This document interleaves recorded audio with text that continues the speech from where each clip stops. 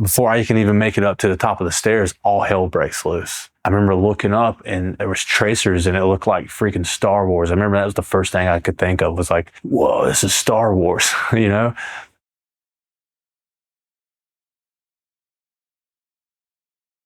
My name is George Kite. I'm a former Marine. I served with 3rd Battalion, 4th Marines from 2002 until 2006, and then worked for Mojave Viper 2006, 2008.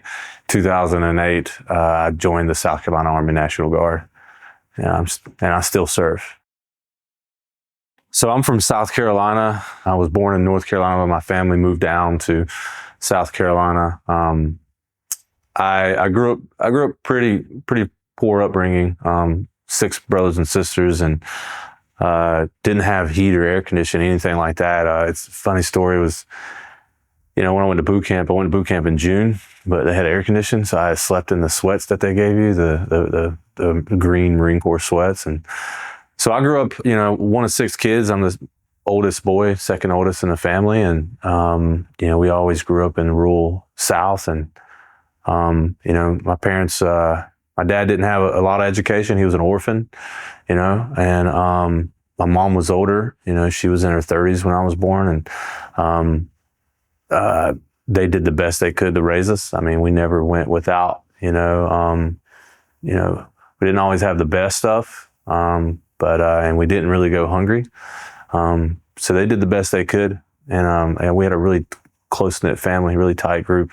Brothers and sisters, it's one of those things where loyalty was really important in the family. You love your brothers and sisters and you're pretty tight. So, although it was rough, we were homeless for a little while. We lived in a hotel, the corner of a hotel. This hotel is like a crack hotel, but like DSS, which back home is Department of Social Services. They put us in there because we didn't have a place to stay. When my dad was in the screen printing. He made like pens and stuff like that. And so he was supposed to get a job. There was supposed to be a big pen factory opening up in close to Myrtle Beach, South Carolina. And this is like the late 90s. And my dad got laid off up in North Carolina, and we were going to move down here to get a job. And so we moved down here, and that didn't exist. So my dad was like, working at a factory as a janitor, and then he also would like walk down the railroad tracks to go shovel gravel for a paving company so he could feed all 6 of us. And we were living with my aunt, and like, I was like 11 years old, so I didn't know some of these things, but like my aunt was like a crackhead, like she was smoking crack and doing all these crazy things, and my dad was like paying them rent to stay there, and apparently she wasn't paying the landlord. And so like there was some falling out. We all lived together, but there was like falling out. And so we ended up like staying in the bedroom of my mom and dad, and like I would sleep in the floor. And some of our best memories was like, sleeping on the floor and watching like Magic School Bus or something on PBS as a family, as a whole family. And she ended up kicking us out like 2 weeks before Christmas, and we were homeless. We were living in it's a Red Hill Motel in Conway back home, and it's like a big drug place now. But we ended up finding a place, and it was only like a 2-bedroom house. And my mom, my dad, my 2 little brothers, myself, and my little sister at the time were sleeping in one room. And then my 2 older sisters slept in another room. And it was right beside a church.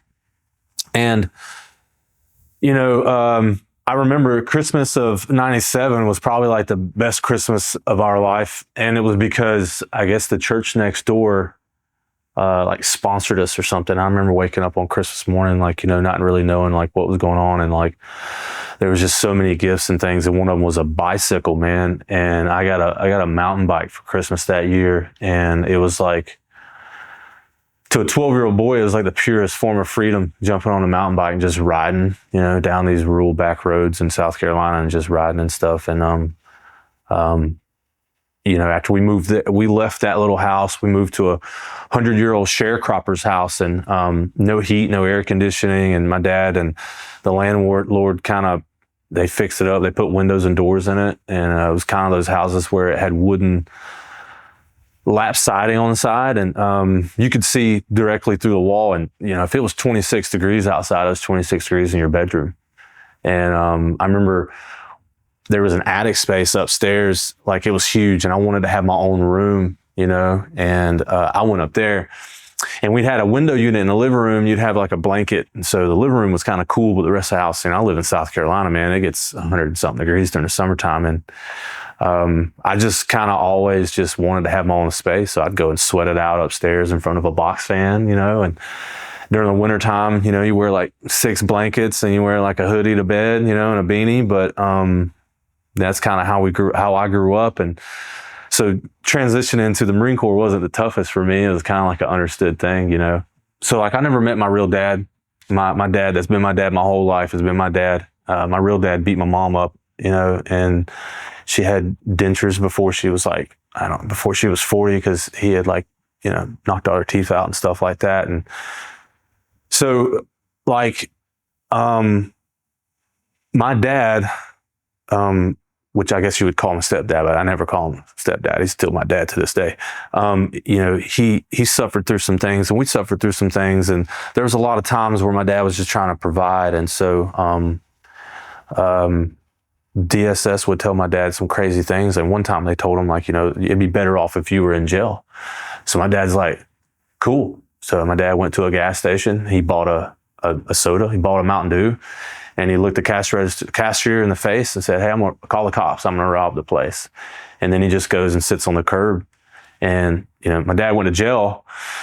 They took him to jail and stuff like that. But of course, it didn't really stick. Cause then he goes to see the judge, and the judge is like, what is he in here for? Well, he told the cashier he was going to rob the place. Well, did he? He's like, no, he didn't. So, growing up poor and trying to figure out like that whole landscape and stuff, was crazy. But, having to live that kind of life that like everyone else didn't, always the odd kid out because we were so poor. He's been my dad since I was like 5 years old. My mom had like all these pictures in the closet, and we would go and like look at these pictures, and there'd be this dude, and I would recognize myself as a baby and like my sister as a baby, right?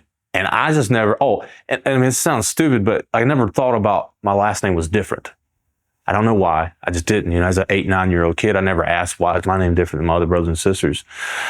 And it wasn't something we talked about. And so I remember one time I was like in 4th grade, so I might have been 10 years old. I had a picture, and I remember taking it to my older sister, and I'm like, who's this guy? And she's like, it's our daddy. And I'm like, no, it's not my daddy. My daddy's at work today. And she's like, no, it is. And so I remember getting up the courage and telling my mom, asking my mom, I said, my older sister, Amy, I'm like, Amy says I have a different dad. Like, who's this guy in this picture? And my mom just like crumbling, and like crying and stuff, and basically told me like, hey, this is your dad. And it's weird because not my biological father, my dad, he's Native American. So he's like this tall, skinny guy with like dark skin, long black hair. And I remember being at grocery stores, and people were like, oh man, you look like your dad, And then like afterwards, I remember being like, thinking like, looking at these people, my dad's looking at me, and they're like, hey, you guys look alike. I'm like, oh yeah, right. This dude's like 6'2" and is like very dark skin. And here I am, like this little cracker Irish, kid, stubby little short dude. And I was just, my dad was a good guy, and he did a lot for us. And back home, I don't know how they do it out here, but back home, like every 5th grade class goes to Washington, D.C. And so I remember like I stacked wood to get some money, and like I cleaned the yards and mowed grass and stuff because I really wanted to go on this field trip. And growing up poor, I was usually the kid who got left behind. I don't know if they do that here either, but like if you can't afford to pay it, like there was a special class that you stayed in while everybody went on field trip. But I made this one, and like man, it was like the most inspirational thing I've been involved with in my life. And I remember specifically, like, I had my cassette player, my Walkman, and I had the Jurassic Park theme music, listening to it. And like right when I came over the bridge and saw like the Washington Monument, it was like, dun, dun, dun, dun, dun, dun, dun. It's like Jurassic Park. And I remember being like, man, this is so cool. And I went and saw everything. But the one thing that kind of sparked my patriotism, but the one thing that kind of made me want to be in the military was a Tomb of the Unknown Soldier. And so we went out there, and I just remember standing there like in awe of this guy just walking back and forth. And the concept that this dude, was watching over a fallen brother or sister and was so loyal to that he would never leave this post. And he would basically kill someone over this post, and the fact that they would march so disciplined back and forth. So I remember coming home, man, and like we had like a little concrete pad that like used to have a shed on it and stuff. And I remember taking a broom handle and like walking back and forth. Like I was one of the like 2 unknown soldier kids. And so, you know, as life moved on, I got into middle school, and my older sister was an ROTC nerd. I met her instructor, and he was a retired master sergeant from the Marine Corps. And so I was like, all right, when I go to high school, I'm going to be a ROTC nerd too. And our school back in Conway, South Carolina has a Navy ROTC. So I joined the Navy ROTC, and one of the instructors was Master Sergeant Howard Brantley, and he was a retired Marine. And he was like a second father figure because, you know, the ROTC program had a lot of poor kids. And so like we would go on trips and things, and you know, you would see some of the other kids who had like money to like buy like breakfast or something. And he would always kind of see us and be like, hey, you know, you guys want like a sausage biscuit or something. And he always kind of took care of us. And then like after practices and stuff, we would load up in his truck, and he would drive us all home. Like, and some of us lived on the other side of town, and, you know, there's some of us lived in the ghetto, some of us lived in the trailer parks and stuff like that. And so throughout high school, he was just this mentor. And the best thing he could ever do was he looked me dead in the face, and I told him, I said, Master Sergeant, I'm thinking about joining the Marine Corps. And he's like, you'll never make it. Like him telling me that, like I was like, oh, okay. Okay. He's like, you'll never make it. I said, okay. And I remember like a week later, I remember like telling my dad, I was like, man, I need some New Balances. And like, I didn't know what New Balances was. I just knew all the rich kids had like New Balances. Like, this is like, you know, we're talking like 2000, 2001, you know, and I was a 17-year-old kid, and I was like, dude, I knew I needed some New Balances. And so I got a job washing dishes so that I can afford to buy a set of New Balances. And I bought New Balances, and I remember just going for runs on dirt roads, like, cause that's, you know, back home there's dirt roads, and I would just go and run, and I didn't know how far I ran. I would just run and run and run and run and run. And on my 17th birthday, I talked to the recruiter and had the recruiter come out, and my parents signed the contract on my 17th birthday. And I joined the delayed entry program as a 17-year-old. I just really wanted to be a Marine, you know, and as growing up poor, like, for me, the benefit was joining the Marines. Like, oh snap, you're gonna let me join you guys? Like, oh man, you're gonna pay me and you're gonna feed me? I was like, oh, okay, cool. So I remember telling the recruiter, like, hey man, I don't need any of this stuff. Like, I just want to go. And he was like, okay. So like, I never got to go to Applebee's. I never got any of the cool shirts or that kind of crap. It was kind of like, hey, he's going to join the Marines. I had a huge party like my senior year, like the beginning of my senior year, probably right after 9/11 happened. I invited him thinking like he was going to get dudes to join. He ended up like sleeping with this 18-year-old girl or something like that. But really strange story. I got involuntarily recalled to the Marine Corps like a year, my last year, like in my 6 months after I got out. I ended up seeing him. He was the same rank at the Marine Corps Reserve up there in Kansas City. So it was really weird. But, you know, the recruiting thing for me, I did the whole delayed entry program thing. I always ran. I always did push-ups and pull-ups and things like that. And it was, I wasn't promised anything because I didn't really ask. I didn't really know. To me, the benefit was joining the Marines because it was either, you know, live in a house that's 200 years old, no air conditioning, no heat, you know, and not go anywhere, not do anything, or I can go and join the Marines. And to me, the benefit was just joining, you know. My dad said I couldn't be an infantryman. Right? My dad's like, I don't want you to be an infantryman. I don't want you to be a foot soldier. And I said, okay, cool. There was another recruiter that came in. Apparently he had like dated like my sister's friends or something. And so when the recruiter came around, they were talking about jobs, and my dad's like, you know, give him this job or give him that job. And I don't know, it was like some kind of pogue job. I don't know, like stacking boxers or something. And I heard my dad talk to him, and he had dated like one of my sister's friends. So I was like, I also talked to him. I like went behind my dad and I was like, hey bro, I'm not doing this. Like, let me do something else. And he's like, well, I got something that's kind of like infantry. He's like, you'll go to infantry school, but you'll do something else. And what it was, it ended up being the Yankee White program, the Presidential Security Program through Marine Corps Security Forces. And so I was like, yeah, whatever, that sounds cool. I didn't know what it was. I just know he said, hey, you get to go to infantry school, and then you can go and do security force school. I said, cool, I'll do that, you know. He didn't know I was an infantryman until he dropped me off at infantry school. I remember after boot leave, he drove me to Camp Lejeune, like a 3-hour ride. He's like, "Oh, this is a school of infantry." And I was like, "Yeah." He's like, "What are you doing at school of infantry?" I was like, "I'm an infantryman, Dad, but I'm going to do this security stuff."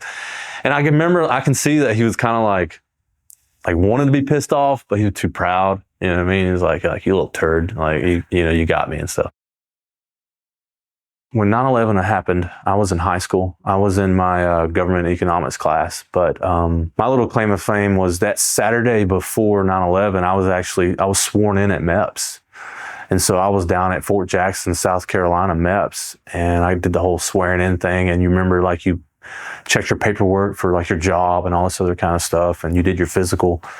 And I did all that. And I remember coming back, school starting that Monday, and I had convinced my buddy, this dude named Jesse Patton, huge pothead, one of those guys in high school who always had weed on him. And I convinced him somehow to join the Marine Corps with me. And so we went and did MEPS together and stuff. And then come Tuesday, 9/11 was on a Tuesday. And that Tuesday, man, I remember just freaking out, like looking at the screen and thinking like, "Oh crap, like, what have I got myself into?" And then of course he came and found me, like after class, he comes to find me. He's like, "Dude, we're screwed. It's like, we're going to go to war." And I was just thinking, for me, it was kind of like an adventure. Like, I was excited about it, like excited about the fact that I might get to go and see the world and go fight bad guys, So I was in high school, man. How they did it for us was they took like everybody who was shipping out that day. Since I live in South Carolina, Parris Island isn't far away from us. So they came and picked us up. And I remember, I always talk about the recruiting commercial. So I was a lava monster Marine. If you remember the commercial, the dude comes out and he has to fight the lava monster and stuff. And I remember like, that dude's a stud. Like, I'm a freaking stud. And I remember like thinking like, I'm a good looking dude. Like, man, I'm excited about this. And I remember like getting to boot camp. Well, first of all, like my first experience of Parris Island was the guys at the gate, they made us put our heads between our legs. Like, I wasn't on a bus, I was on a van. So like everybody else was on a bus. I wasn't on a bus. I was in a van. And so they told us to put our heads between our legs. And the like freaking Lance Corporal or PFC, whatever he was at the gates, like, "Welcome to hell." And I remember like freaking out, And as soon as we got into processing stuff like that, I remember being so upset because everybody looked so stupid. You know what I mean? Like, I'm like, "Hold up, man. Like, I was told this is a bunch of studs. Like, we're the best of the best of the best. Like, what is this dude doing here?" Like, this one guy was like, he looked inbred. And like, "How did you end up here? Like, did I sign up for the right thing? Like, how'd you get here?" And then like you start doing things and you're like, "Bro, you're an idiot. Like, how did you get here?" And I kept thinking like, must be something wrong. Like, I don't know what happened and stuff, And it was right after 9/11, So if you remember what, like, back in 9/11, they really were. I mean, they were taking anybody. Like, they had a bunch of waivers and they were passing out waivers because we had such a surge of people. I don't remember how many people other people had in boot camp, but I remember our platoon was like over 100 people because it was 9/11. We had old people, we had young people. We had this one dude who was a former NYPD guy, and we had another guy. His name was Mr. Culpepper. We called him Mr. Culpepper. We wouldn't call him Recruit Culpepper because I think he was like 32. And he had like kids our age. And so I went to boot camp when I was 17. My birthday's in July. So I went to boot camp in June and I turned 18 in Parris Island, like beginning of the second phase or something like that or whatever. I just remember, the funniest thing about boot camp was just figuring out like all these guys weren't like the top tier people I was told they were to be. And some of them are really sweet guys, really nice dudes. And I remember one guy, and I can't remember his name. He's a light-skinned black dude. And I remember like, he had one of those moments where we were supposed to get online, but he really had to poop. Like, he had to use the bathroom so bad. And we were standing on line and stuff, and then we had like school circle or whatever. We came into the end of the squad bag and was doing like school circle, and he had this idea like, "Bro, I'm about to go use the bathroom." So we all ran one way and he ran the other way. And of course the drill instructors were freaking out like, "Oh, what are you doing? You're freaking out." And so he freaked out. He had one of those moments where he's like, "I don't know what to do." Like, his brain was unwired, and so he started running from the drill instructor. So the drill instructor's like running through bunk beds, like chasing this dude. And he's like, and I guess the guy thought like, if I run back to the school circle, I'm safe, right? So, but he runs back to the school circle, and as he sits down, dude, he just craps his pants. Like you could just hear it, like he just unloads. And the drill instructor starts screaming at him, and he's sitting at, sitting crisscross applesauce, or what we would call pre-PC, Indian style, with his hands down, and he's like trying not to make it lose bearing while his drill instructor screaming at him, and he just poops himself, bro. He just fills his trousers up with poo. And I ran into that dude in Fallujah, man, and I remember just like, I don't know, he just seemed like a guy who needed a friend at the time, and I remember in boot camp, so I made sure to stop and talk to him and see how he was going. I think he's like a postal clerk or something. Everybody knew. It smelled. The whole place stunk, bro. And you could hear him. Like you could hear him like crapping his pants, and like he's like yelling out, like, "What are you doing? You freaking crap your pants stuff. What are you doing? You're nasty." And he made him walk. Well, he made him march around the freaking squad bay a couple of times and get it good and like in his trousers, and then he went to go change. But I mean, we had a bunch of people, man. We had a dude like the guy from the NYPD. For some reason, he thought it'd be a good idea to shave his side of his head, like shave like racing stripes in his head. And I guess he thought they were going to kick him out of boot camp for doing that. They didn't. We had another dude who tried to kill himself, but we were only on the second floor, so he like broke his ankle. Yeah, in Paris Island. I mean, it might have been like, I don't know, 15 feet off the ground or something like that. It wasn't enough to hurt you, but he just broke his ankle. And I remember him like breaking his ankle and the drill instructor trying to haze him. Oh, excuse me. Trying to like yell at him and stuff while he's like sitting there in agony, basically just cussing him out, and the dude's like holding his ankle, freaking out. But we had a guy in our boot camp platoon whose dad was like a 2-star general in the Air Force, and he didn't tell anybody. I remember I don't know if y'all remember, they would ask you, like, "Hey, has anybody here got a famous family member or something like that?" He didn't tell anybody. And so like on family day, like everyone else has these stories about how awesome boot camp was the last couple of weeks. It wasn't for us because they found out his dad was a general and just smoked us to death. On family day, like the morning before, that morning we were supposed to like get on our Charlies or whatever and look nice, just smoked the balls off of us. And then like his dad comes around and they're like, "Oh, okay, good to go. Your freaking dad's a 2-star general. Okay, good to go." And like we were sweating, and everyone else looked good in their uniform. We looked like bagged booty holes because they hazed the piss out of us in Charlie's because this dude's dad decided to show up as a 2-star general in uniform. So yeah.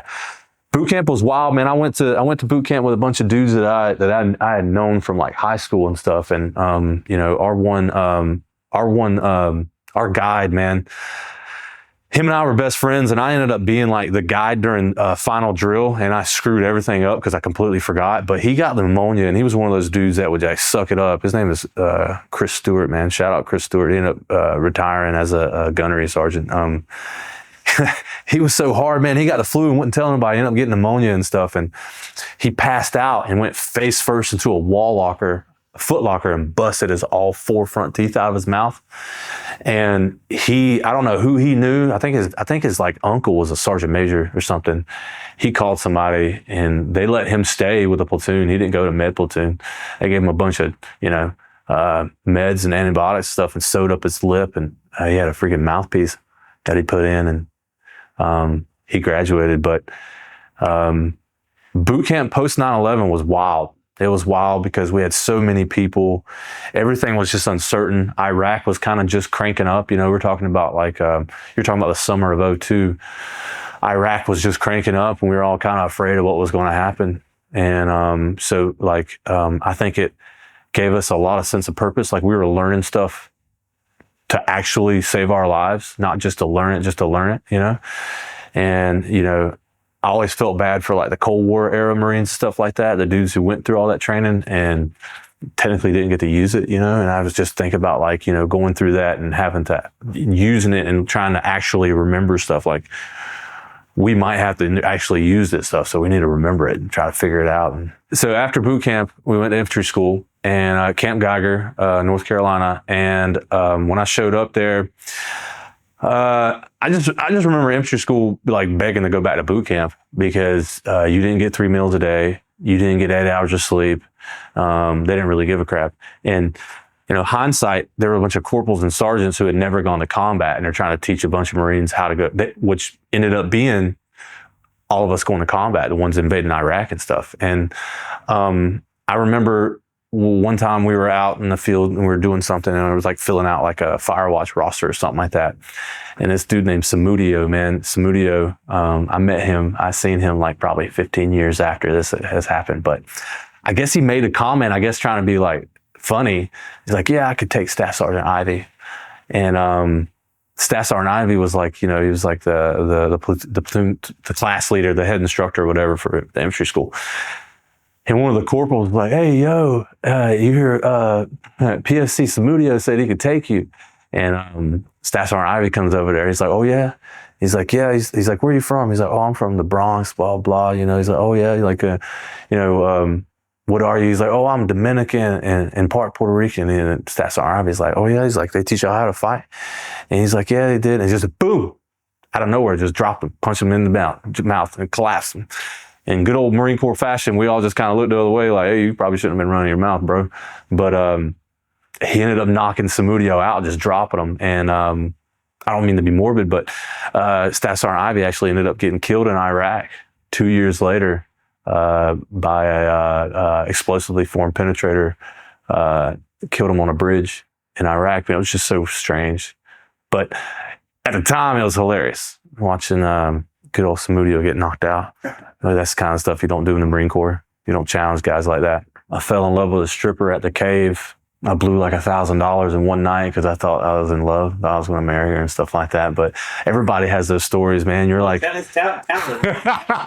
story. Well, you're like an 18-year-old kid. Your first time you're away from home, and I grew up in a good Christian home. I never had experienced anything like that, and thank God my mother's not here to hear this story, but I hang out with other guys and they're like, hey man, let's go to these strip clubs. And if you've ever been to Camp Lejeune, you got like the Driftwood, you got like La Mirage, you got, I think it was a place called Toby's or something. And there was a place called The Cave. And, I was just an young impressionable kid. And you go and you hang out and you're just going in there and, man, I met this like gorgeous black chick that worked at the strip club, and I can't remember her name, but she sold me a bill of goods, like she's in college and she's got like, she's trying to make it and stuff like that. And she was super interested in me. And the fact that I was 18 and I was underage and she was giving us drinks, she was letting us drink underage.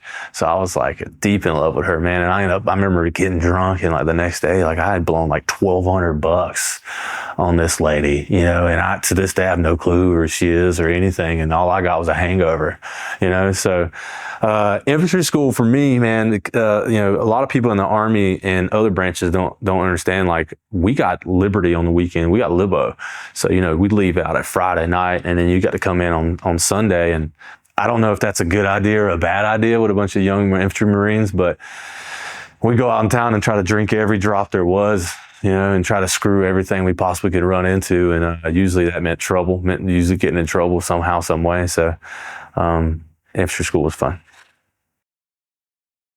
Security forces school, we got up there and, it was good training. I mean, I like security forces school. Man, that was my first experience being a big kid, being a quote unquote responsible Marine. And we went up there, and one specific thing that I remember was like trying to get home for Thanksgiving. And like, a lot of times you kind of, as a young kid, missing Christmas and Thanksgiving, those holidays for the first time in your life, is pretty, detrimental to you. You kind of feel bad about it. And I met an old chief petty officer who ran the MWR on base at the Chesapeake place. I'll never forget, I was trying to get home, and this cat drove me to Baltimore to catch a Greyhound bus. I took a Greyhound bus from Baltimore to Myrtle Beach, but the kindness of this stranger was like the first time I'd ever experienced something like that as an adult. So I went to security forces school, and it was a lot of good training. But we had an incident with a guy. It was a don't ask, don't tell incident which, you know, if you're old enough to remember, like if you were gay, you're not supposed to tell anybody and no one's supposed to ask you. And apparently we had a dude who was a closeted gay. And how we found out was, you know, Marines being Marines, this dude stunk. Like he would stink. He wouldn't take showers and stuff like that. And he was really trashy. So, you know, we would have like field day, you know, every Thursday you clean the crap out of the place.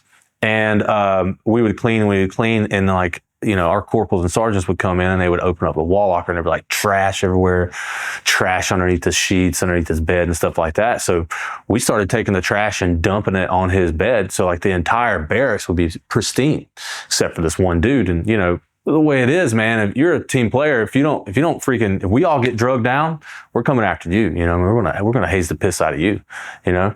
And so after maybe like the third week of us dumping trash, like imagine like an entire clean place and in this one bed, there's just trash on this one bed, like literal trash from the trash can on this one bed.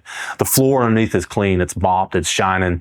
Everything's clean. There's trash. And our corporals kind of caught on, you know, like, what the freak, dude? And, you know, we were hazing this guy, like, why don't you freaking shower? You're disgusting, blah, blah. And he's like, because I'm gay. And we were like, and he's like, because I'm gay. I don't want to see y'all naked and stuff. And we're like, and as a young Marine, you knew like, stop. It's like one of those things you're like, I'm done. Like, I'm out of here. Like, I'm not talking to this dude no more because I'm not getting in trouble. And I remember we had to go down and we had to talk to the platoon sergeant. Like, you know, he was an E5 and then there's a corporal in the class, sergeants and corporal in the class. And we had to go down there and be like, hey, we kind of had this incident. And yeah, that dude ended up getting kicked out, man. Really? Yeah, he was gone. He was gone. Yeah, admin sept. Yeah, he was really gay.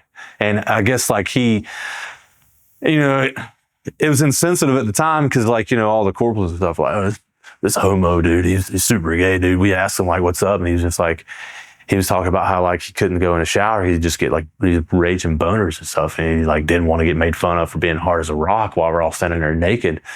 And so he was trying to like skip showers and trying to like shower at night. And then apparently like, you know, people would try to call like home and stuff, you know, they'd be in the shower talking to their old girl or something. And he didn't want to go in there and try to take a shower late at night and have people ask questions. So he decided he just wasn't going to take showers. Thought maybe he can make it.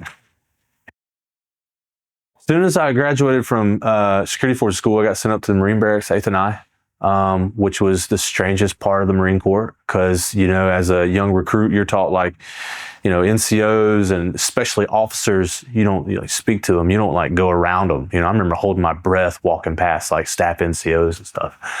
And so we got the 8th and I, man, and I was just like mind blown about, you know, how many higher ups were around and things like that. And at the same time, I was like pretty ecstatic because I thought it was a pretty cool gig, you know, pretty cool gig. I'm in DC, I'm at the commandant's house and I'm doing that kind of thing. And, you know, I really loved it. I really loved living in DC, being, you know, country boy from the dirt roads, you know, experiencing snow and things like that. And being able to like, you know, walk to like a bar, walk to a grocery store, walk to a restaurant from the barracks was pretty cool. But, you know, there's a bunch of good group of guys that were there and we did a bunch of training. And I just remember having a lot of performance anxiety because every time you did something, it was under the microscope. Like it didn't matter if you went to like this post, you know, which is the main gate, like post 1's like the main gate at Marine Barracks. You were under the microscope because like every former Marine, like actor and like higher ups, retirees would like come and visit all the time. So everything had to be perfect. And we had this one detail where we would go out and we'd do the colors and we'd bring down the flag. And there's this giant, massive flagpole at Marine Barracks. And every once in a while, you would have these politicians and these important people just stop by. It was like the most random stuff. They would just stop by. And if you know anything about the Marine Barracks, you have like where they have the parades. And it's this piece of green grass that they spray paint green because usually they start the parades pretty early and they want it to look pretty all the time. But it had like stadium seating on one side and you had this parade deck. you would get put on this detail. Your job was to pull the American flag down, right? And if you know anything about like different types of flags, you got storm flags, holiday flags, garrison flags. And so a holiday flag is this massive one. If you've been to like a Camping World or like, a car dealership that has that massive flag, that's the way they would call, a holiday flag, this biggest flag you put up at these important times of year.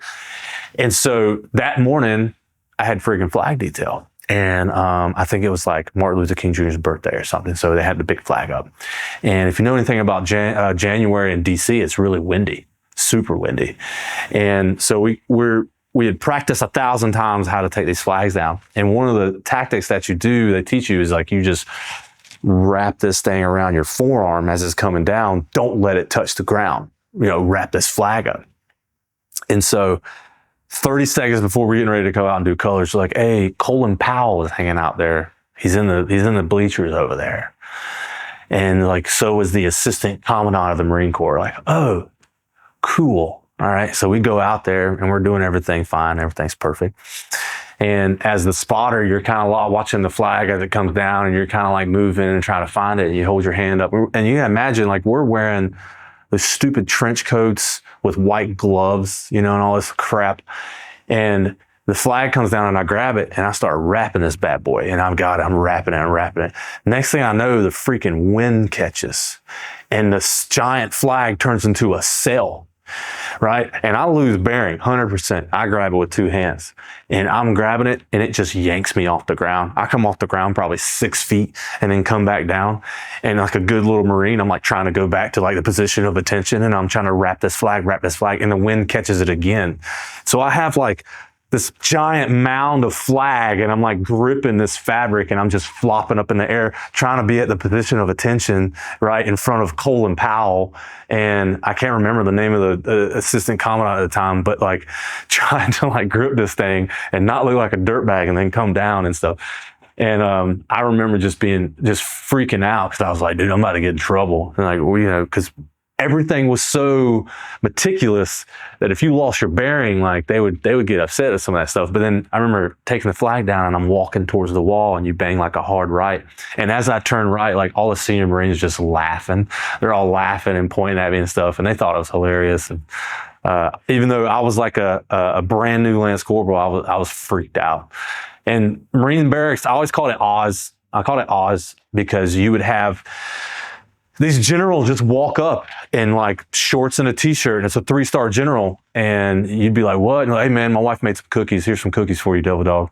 And you don't know if you could take it or not. And you're handing these cookies and you're kind of looking over at this gunny, seeing if this gunny's going to start hazing you because you took cookies. And a lot of people don't know this, but we also do the security for the Naval Yard. All right. And as you're sitting at the Navy Yard, you have like the Secretary of the Navy and then like all the admirals, right? And I don't know who this guy was, but anybody who was at the Marine barracks with me at this time would know who I'm talking about.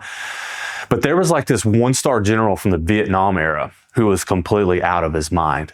And he would do stuff like barracks inspections in dress blues, a flak jacket and a helmet. And he would get hammered drunk and he'd have this little Toto looking dog. And he'd be walking around the barracks drunk in his dress blues and a flak jacket and a sword, wanted to check barracks rooms. And so one time, one of my buddies, a dude named Disney from Kansas City, we see him with this little frou-frou dog. And he's like, oh man, there's the general with the dog and stuff. And we'd always freak out because we don't want him to come and talk to us because he's one of those guys that was he's just weird. I don't know. He's like weird and long-winded. And so we left shift and then like the shift after us, there was another guy and I can't remember his name. But an incident had happened and we didn't know what was going on. And then so like a day later, we have a company formation and this 1-star like crazy general shows up and like he's in full blown dress blues with medals and everything. And we're all in our camis, in this formation. and they bring up this young Marine and like gives him this, it was close to Easter, gives him this massive Easter basket, which, you know, back in 2002, it had an iPod in it, which was like a big deal. It had like an iPod and like all this kind of stuff, and gave him some money and stuff like that. But apparently the general's dog got loose and like shot through the main gate of the Navy Yard, and this young PSC chased it down and captured this dude's dog and gave him his dog back. And he was like just so grateful that he gave him this, you know, this basket, and with like food and money and an iPod and stuff like that. And it was just, the Marine barracks was a really strange place back then. I don't know if it still is, but it was just strange for me as a young Marine to see some of these, like, almost like these guys that they wanted to tuck in the corner somewhere, like, hey man, you know, hey, we got a job for you. This is what your job is, to do this or something like that. And you know, being a Marine being a Marine at the Marine barracks, you have federal property, but the streets and everything around it belongs to DC. And so like I remember standing in post and like somebody hijack a car and like crash it into the freaking, you know, one of those big pottery plant things, and just crash into it and just take off running. And we can't do anything because my post is here. And if they're not trying to come into the barracks, nothing I could do. You have to call it up. They would find like people would get like shot. Like there used to be this, I know all the Navy people are like this, but right in front of the Navy Yard, there was this bar called the Backdoor Cafe, and it was a gay bar. And some dude got shot outside the Backdoor Cafe. And I remember we were just standing there watching it, and we were like, you know, hey, COG post 2, COG post 2, somebody just died, you know? And like, what? And like, yeah, we just watched the dude get shot, and at the Backdoor Cafe. So the Marine barracks, it's like the, you know, the gym of the Marine Corps in everybody's eye. You know, it's just the Marine barracks, and it's just really wild to watch the Commandant of the Marine Corps and his family eat dinner through this bay window, and you're doing like PT or something, you know, or you're doing like, you're practicing. And we used to go run to the down to the mall by the Capitol building. And, you know, if you think about, every good Marine has a good set of really tiny silkies, you know, to wear. And the Army calls them Ranger panties. But, you know, and I just remember we run through the Capitol, like the mall and stuff. And we're all wearing like super tiny, like silkies and stuff. And we're working out, and there's college age girls and, you know, interns and stuff want to come and take pictures with us. And we're just standing there, you know, with these tiny little shorts, you know, like taking pictures with us and stuff. And everybody's got like, you know, a man bulge hanging out, and it was completely inappropriate, but at the same time it was hilarious because, you know, we were a bunch of young kids. We were like 18, 19 years old. And the Marine barracks is great and all, but then all of a sudden, you know, that's a holding place for us Yankee white guys. So when your clearance comes through, they kind of let you know, like, hey, your clearance came through, you're good to go. Which the clearance process in and of itself was wild, because they talk to people that I didn't even know. You know, they talked to like a 10th grade math teacher of mine, but it comes down and they're like, hey, you know, you're going to Camp David. And during the George Bush era, and I was pretty excited about that. So we went up there, and it ended up being like terrible. I hated it. But, you know, I went up there, and you go and you meet President Bush, and you meet Colin Powell and Condoleezza Rice, and at the time the Prime Minister of England was Tony Blair. So you go up there and you meet all these cool people, and after that it kind of worn off, and it was after that it's kind of was just like, you know, you're on constant guard duty. And if you've ever served in the infantry anytime anywhere, guard duty sucks. It doesn't matter if it's for important people or not. But that was another kind of like other dimension, weird place that you would be at, because you would be doing your patrol and George Bush would just come up and be like, hey, what's up? And, you know, you're a freaking PFC or a Lance Corporal, and the President of the United States is just like, hey, and you don't know what to do. You know, you want to be natural. At the same time, you don't want to get in trouble. You just know that there's some major getting ready to tear you a new one. And there was a bunch of stories I heard and some other things that happened. One of them was a guy was backing up and almost hit one of his, the Boykins. He had like a Boykin Shepherd or something. Almost hit it. It was a Navy guy. Almost hit the dog, and they fired him. Like he was gone. And it was really weird to be up there and to be involved with some of this stuff, because every branch of the military is represented at Camp David, and the Marines did security stuff.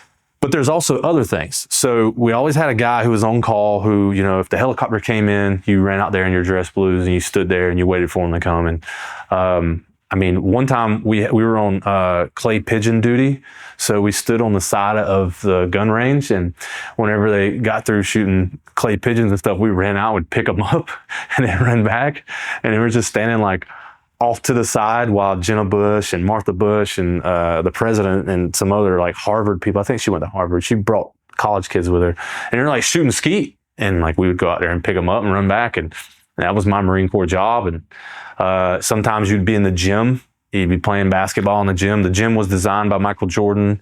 The weight gym was designed by Arnold Schwarzenegger. And you'd be in the gym playing basketball, and some dude would come in and be like, hey, the president's coming, and we don't have to leave. You just had to pack up and leave and go do something else. And one particular night, one of our squad leaders, a dude named Scott, Sergeant Scott, somehow Jenna Bush taught Jenna Bush into sneaking out and going into town, into like Thurmont, Maryland, which is right down the road from Camp David. And I don't know how that happened, but they taught her, they left. They left to go drink and stuff. I don't know if she was in a disguise or something. And like 2:30 in the morning, I guess Secret Service did a bed check, and Jenna Bush wasn't nowhere to be found. So they put us on lockdown, and what that looks like for a young PSC was I had a freaking saw and like 10,000 rounds of ammo or something like that in the prone, staring at a section of fence, like as though somebody was invading Camp David. And I don't know, like 4 o'clock in the morning, he comes rolling through in his crappy 97 Chevy S10 with Jenna Bush in it, and they throw him on the ground and interrogate the crap out of him and all that kind of stuff. And by like 5 o'clock, 6 o'clock in the morning, he was gone. We'd never seen him ever again. We assumed he got kicked out to the fleet, but I watched Matrix Reloaded with a saw. I stood in the back of the private theater on Camp David and watched Matrix Reloaded with the president's family while holding a saw with an assault pack on my back with tons of ammo and like a gas mask. It was just a weird place. George Bush served us mashed potatoes. Like, you're in a chow hall, and he just got behind the line and serving mashed potatoes. One night he got drunk. I guess he was drunk. He was kind of buzzed or whatever. Just decided to walk through the barracks, and we were on QRF duty. We had like a little room that you sat in, and we just sat there, and he just kind of was like, poked his head in like, hey, what's up, guys? And I don't know if I could say this, but like on Camp David, they don't take a bunch of Secret Service with them. They don't. It's not like when they're out and about, because you're on a secure compound. It's probably one of the most securest places in the world. We know when planes take off, all that kind of stuff. And so I guess he would just walk around, sometimes kind of free-spirited with some Miller Lite, and he would just kind of walk by, and he came into the barracks. I remember once again, we're freaking out. So we're like calling our freaking company gunny in the middle of the night, like, hey, get Major so-and-so. And we usually didn't call him President Bush. They have like a code name, we'd call him by their code name, I don't know what his was, but like, let's call it Aspen. Let's say his name was Aspen. I don't remember what it was, but like, hey, Aspen's in here. And he's like, what? Yeah, Aspen is sitting here we're watching freaking Matlock. And, he's been drinking some beers, and we're trying not to get in trouble, because the highest ranking dude in the room is like a corporal. He's like an E4.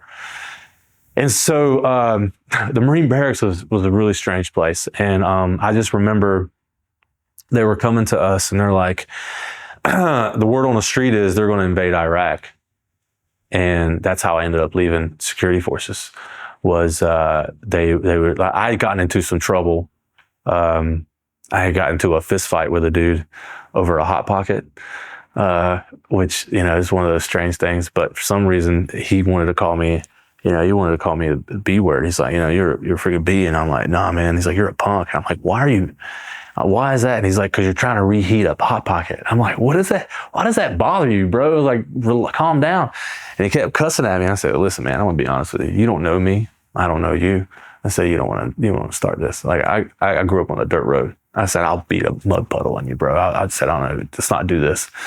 And so he went to go say the B word again, and he got about bitch, and I wailed on him. I started fighting. Well, the problem was we had loaded pistols on our hip, and we're in the middle of the floor scrapping, and we got pulled apart. And so in good Marine Corps fashion, they made us clean every weapon in the armory together. And up there, if you left Camp David to go out in town on Liberty, you had to have a pager. and you had a single pair of pants, and they would attach the pager to the pants, so you couldn't take it off the pants. And so everybody knows, like, you bring an extra pair of pants, so you can, but when you went on libo, you had to have it. And everywhere we went for like a month, they forced us to go out together. So, you know, I got in trouble. And so up there, they looked down on that kind of stuff. And so when it came time for like them picking volunteers and taking volunteers to go, you know, to the fleet, I was one of them.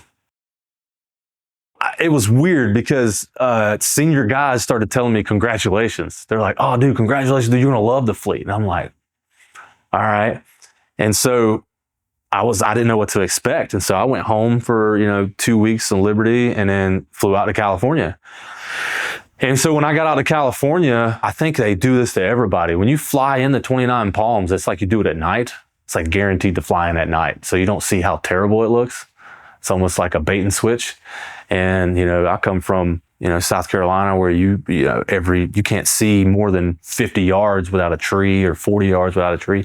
And you get out there and you could see for miles, you know. And I remember waking up that first morning and looking out and being like, holy crap, it looks like Mars. And it does, it looks like Mars. But getting into the fleet, man, I remember like realizing that we had weekends off like normal human beings, and being like, what? Because in the security forces world, it wasn't like that. You're their own call. And up at Camp David, that's where you lived, was Camp David. So like you were on until you got like a 3-day or something. And that 3-day only came like every once in a while. You didn't get to go home every night or every weekend. Odds are you were on duty. Getting to the fleet and realizing that like I had a little bit more freedom. When I got to the fleet, I was with 3rd Battalion, 4th Marines, the Thundering 3rd. Colonel B.P. McCoy was our commander at the time. And they were known as the battalion who brought down the Saddam Hussein statue. And everyone who had joined that battalion, I went to infantry school with.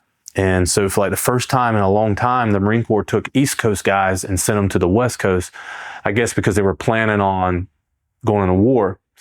And once I realized we were going to war and stuff, it kind of made sense, because back to the Presidential Guard stuff in the Marine barracks, there had been a lot of meetings with really important people at random times. And we'd had to facilitate that at the Marine barracks stuff.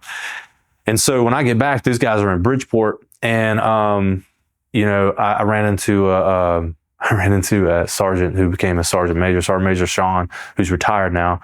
I went out there and I was the last graduating boot camp class to get tricolor BDUs. That we ironed on. We had the iron on EGA and all that stuff. And the next class after had the digital ones. So I showed up out to California and I had black boots. It's like 140,000 degrees. And the crazy thing about polished boots in the sun, they burn. You freaking burn your feet. So I had to get desert boots. And that was the first time I realized financial responsibility, because the sergeant's like, you need to go get boots and this, that, and the other. And I'm like, Sergeant, I don't have any money, you know. Back then I made like $500 every 2 weeks or something is what we made. And he's like, oh, just go get a STARS card. And I'm like, oh, okay, I get a STARS card. And I'm like, I went down there and got a STARS card and bought my boots and stuff. But then I remember asking the lady, I'm like, what else can I buy? She's like, you buy anything you want. And I'm like, what? And I just like ran like $4,000 worth of crap, like a TV, food, you know, all kinds of crap at the PX. And, you know, forgot that I was supposed to pay it back, you know, so I got in trouble for that. So I was a Lance Corporal when I got there, and everybody was gone. So checking in was straight. And I kind of got lucky, because everybody thought I was a senior dude, right? Everybody who came from security forces back then, they were picking up at least corporal pretty quick. But I had only been in security forces for like a year or something, you know, and the war was starting. So I guess they thought I was a senior guy who just got traded out there. And they didn't know that I was like with the same boots that they just got through like hazing to death. So like when I got there, it wasn't bad. It wasn't bad at all. I just remember being like, wow, this is crazy. But then once those guys got back and I got to meet some of the senior guys like that, you know, that's when like the real Marine Corps infantry stuff started happening. You know, you get some dude coming in and first field day in the fleet, some corporal's hammered drunk and he's got two cans of freaking Ajax, and he just goes in the barracks room and is just slinging Ajax everywhere, and there's Ajax, and they're all drunk, you know, they're all hammered drunk, and we had like 6 dudes to a room, you know, you had like 2 bunk beds and 2 cots. And we had to, like, you had to sleep in the cot in the same room until you had a room and stuff. And I just remember like thinking like, geez, everybody here's a freaking alcoholic. Like, everybody's literally drunk 24/7, you know. But these guys are already combat veterans, you know. And what year is this? This is 2003. Yeah, they just got back. They just got back from the invasion. Yeah, they had just got back, and I was one of the new guys, and so I remember, you know, getting in and like experiencing like the regular barrack stuff. Like, everybody's hammered drunk. Nobody has any consideration for anybody else. People are like, you always got that guy talking to his girlfriend at 2:30 in the morning. You always got the guy who's like listening to the rap music, Spanish music, like loud as F. You got the random redneck from Texas who's like listening to country music, wearing a cowboy hat, you know, 2:30 in the morning, shirtless, you know, that kind of stuff. And that was the first time I kind of got to experience like real fleet life, you know, where like you never know what's going to happen. Any given moment, somebody's going to do something crazy. That's when I learned how to get give an IV and take an IV. Like, we'd go and get drunk, and we would like go and get an IV in the barracks. We would still drinking while we're getting an IV. The corpsman's like giving us fluids while we're getting hammered drunk. So yeah, it was good times. Well, we got sent to Okinawa. So we're like, hey, we're going to Okinawa. Went to Camp Schwab. It's a hellhole, but we went to Camp Schwab and we started doing jungle stuff. You know, it was like, all right, we're doing jungle stuff. And I absolutely hated Okinawa because it was depressing as F. We went there during the Christmas time too. So like, it was like 85 degrees on Christmas Day and it just didn't feel like it. But, you know, experiencing Okinawa and like the buy me drink girls and all that kind of stuff was just wild. You know, I'd never been out of the country. But General Mattis came out and he's like, hey, he used to say my fine young men, like over and over again. He'd be like, my fine young men. And he would say, he came out and he told us that he wasn't going to send us to Iraq. And so this is like winter of 03 going into 04. He's like, hey, I'm not going to send you back to Iraq. I want you to stay here and get some good training. It's great training, blah, blah, blah. 3 weeks later, this fool comes back. And he's basically like, psych, we want you to do this crazy thing called SASO, Stability and Support Operations. So we're in Japan trying to pretend we're in Iraq. And we're trying to do the whole, you know, hearts and minds thing. You know what I mean?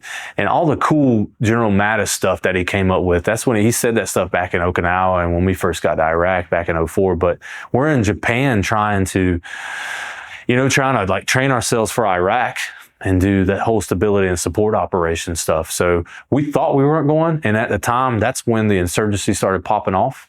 And they realized, hey, we need to get guys back into country. That was when I kind of fell in love with my platoon, my unit, because the senior guys kind of took us in and are like, listen, this is about to get legit. Like, you didn't have to experience the first part, but now it's about to get wild. And so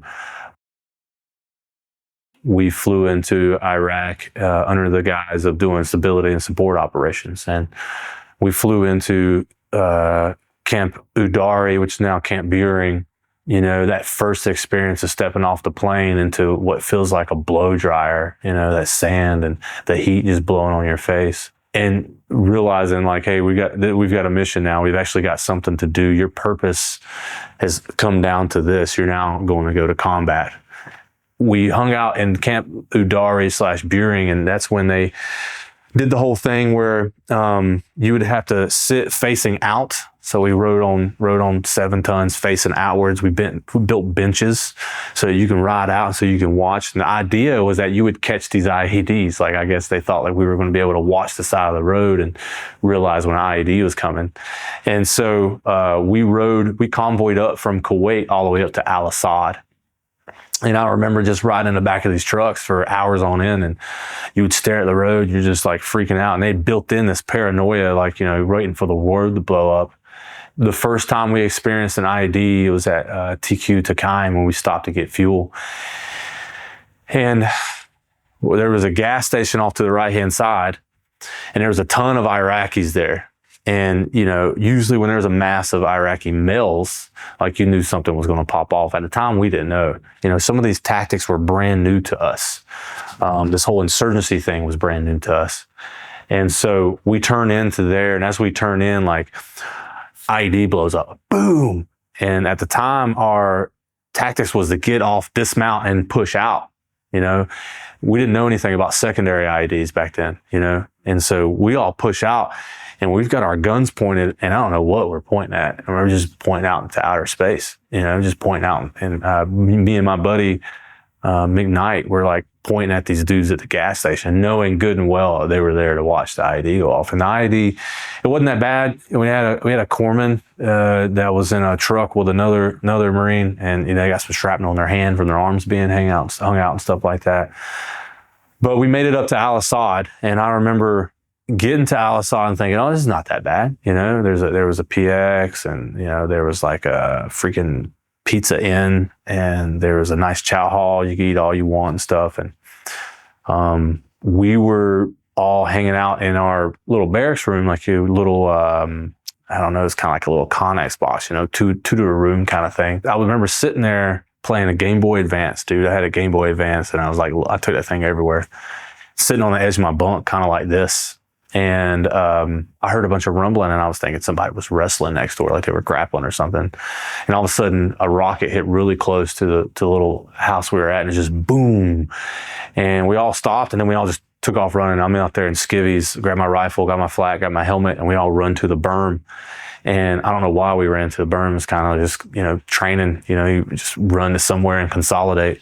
And I remember, like, as we're running, like, rockets are freaking hitting the chow hall and all this other kind of crap. And I made it to the berm, and my team leader at the time, this dude named Corporal Reyna, he's like, hey man, where's so-and-so? I don't remember who's that looking for. I'm like, I don't know. And he's like, go and find them. So like there's rockets being shot all over the place, and we have to run back. I'm running back, and this lieutenant from Boston like yanks me into this bunker. He's like, what are you doing, Kite? And I was like, I'm looking for so-and-so. He's like, screw him, get back to your unit. And so like, as I'm running back to my platoon, I found the other dude. But that was the first time I'd actually tasted fear. Like the first time you have that adrenaline dump that just, you know, scares the crap out of you. Like, dude, I'm about to die any minute. And we all ran to the berm, and I remember our battalion commander being like, hey, you know, this is good. You know, nothing's going on, you know, blah, blah. And a submarine got killed walking to the phone center. That's what happened, was submarine got killed by a rocket. And so that's when I knew, like, okay, this is for real. This is legit. And so we left Al Assad, went up to Rawa. Rawa's like right there on the Syrian border. And we were building a fob, and we had to dig foxholes to live in. And I was on the banks of the Euphrates River in a foxhole, and me and this dude McKnight, him and I became really good friends. But he was really entertaining because I would have him sing music. He had like one of those guys, like one of those rare Marines I was talking about that has like, you know, this hidden talent or whatever. And he would sing, and I'd make him sing "Sweet Child of Mine." And we're like we're singing to like Guns N' Roses and stuff. And every night, every couple of nights, some dude would come out to the end of the peninsula and shoot an RPG at us. Like the max effective range of the RPG is only like 800 meters, and we're like 1,400 meters away from this guy. And he would shoot it, and you know, it would freaking hit the ground, blow up, whatever, and that was it. And you know, you never know when he's going to come out and do it again. And then we had a LRAS, which is like a giant. The technology back then, it was probably like the size of a TV, but you could like zoom in really far, and it was infrared. You know, you could see the bodies and stuff. And so we saw this dude. They called it out, had it put up on this hill, and we could see this dude come out. And eventually, like, I don't know, he probably was getting paid like maybe, you know, $20 to come out and shoot at us. But our colonel had called in a helicopter, and so this dude did you know, like clockwork, comes out getting ready to shoot his freaking RPG, and they smoke him with a hellfire and like blow up this whole building and stuff and killed this dude. And so I remember getting the Marine Corps Times, and it talked about the city of Fallujah and how crazy Fallujah was getting. It had a bunch of Army guys talking about, like, you know, it wasn't when you were going to get attacked. It was, you know, it wasn't if you were going to get attacked. It was when you were going to get attacked. And then so all of a sudden we break down camp, and they're like, hey, we're leaving. We're going to Fallujah. And this is April of 2004. We were scared. A lot of us were scared because we knew that like it was a tough place. And so I remember we convoyed back to Al-Assad, and then we kind of did some rehearsals, and then we left Al-Assad and was driving to Camp Fallujah, and they started mortaring us as we were driving into Camp Fallujah on the backs of the trucks and stuff. And I think that's when it kind of, a lot of us, it kind of hit like, okay, like we're probably going to be in for a fight. Like this place is wild, wild west. And this is after the Blackwater guys got killed, if you remember the story. And we went to Camp Fallujah. There was just these moments, you know, like one of them was we were all in this tent. The whole company was just in this tent. And I guess some Haji had jumped a wall by one of the entry control points. I guess the dude was armed or something. But we're all inside this tent, and all of a sudden we heard, you could hear a 240 go off, a burst go off, and it's like, and it was really close to us. And we stopped. Everyone inside that tent stopped moving. And it was the most deafening silence ever. And then immediately we all jumped up and ran outside, and we basically did like a cordon around and stuff like that. But it was kind of like, you know, hey, welcome to Fallujah, man. Is it going to pop off?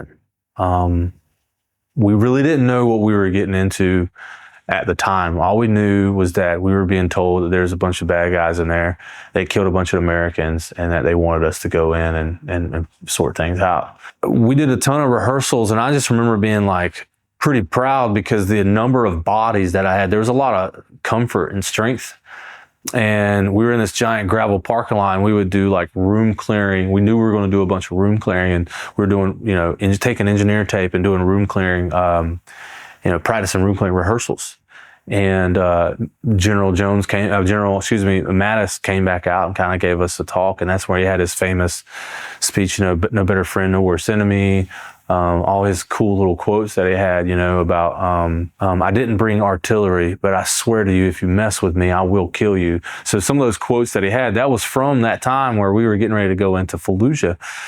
And the next morning, man, I just remember being like completely like the most sober feeling I've ever had, riding down the highway, getting ready to go into Fallujah. Fallujah is split with a highway on this side. The cities here have a highway going north and south, and another highway going east and west. And there was a Clover interchange. It's ECP1, but some people call it the Clover.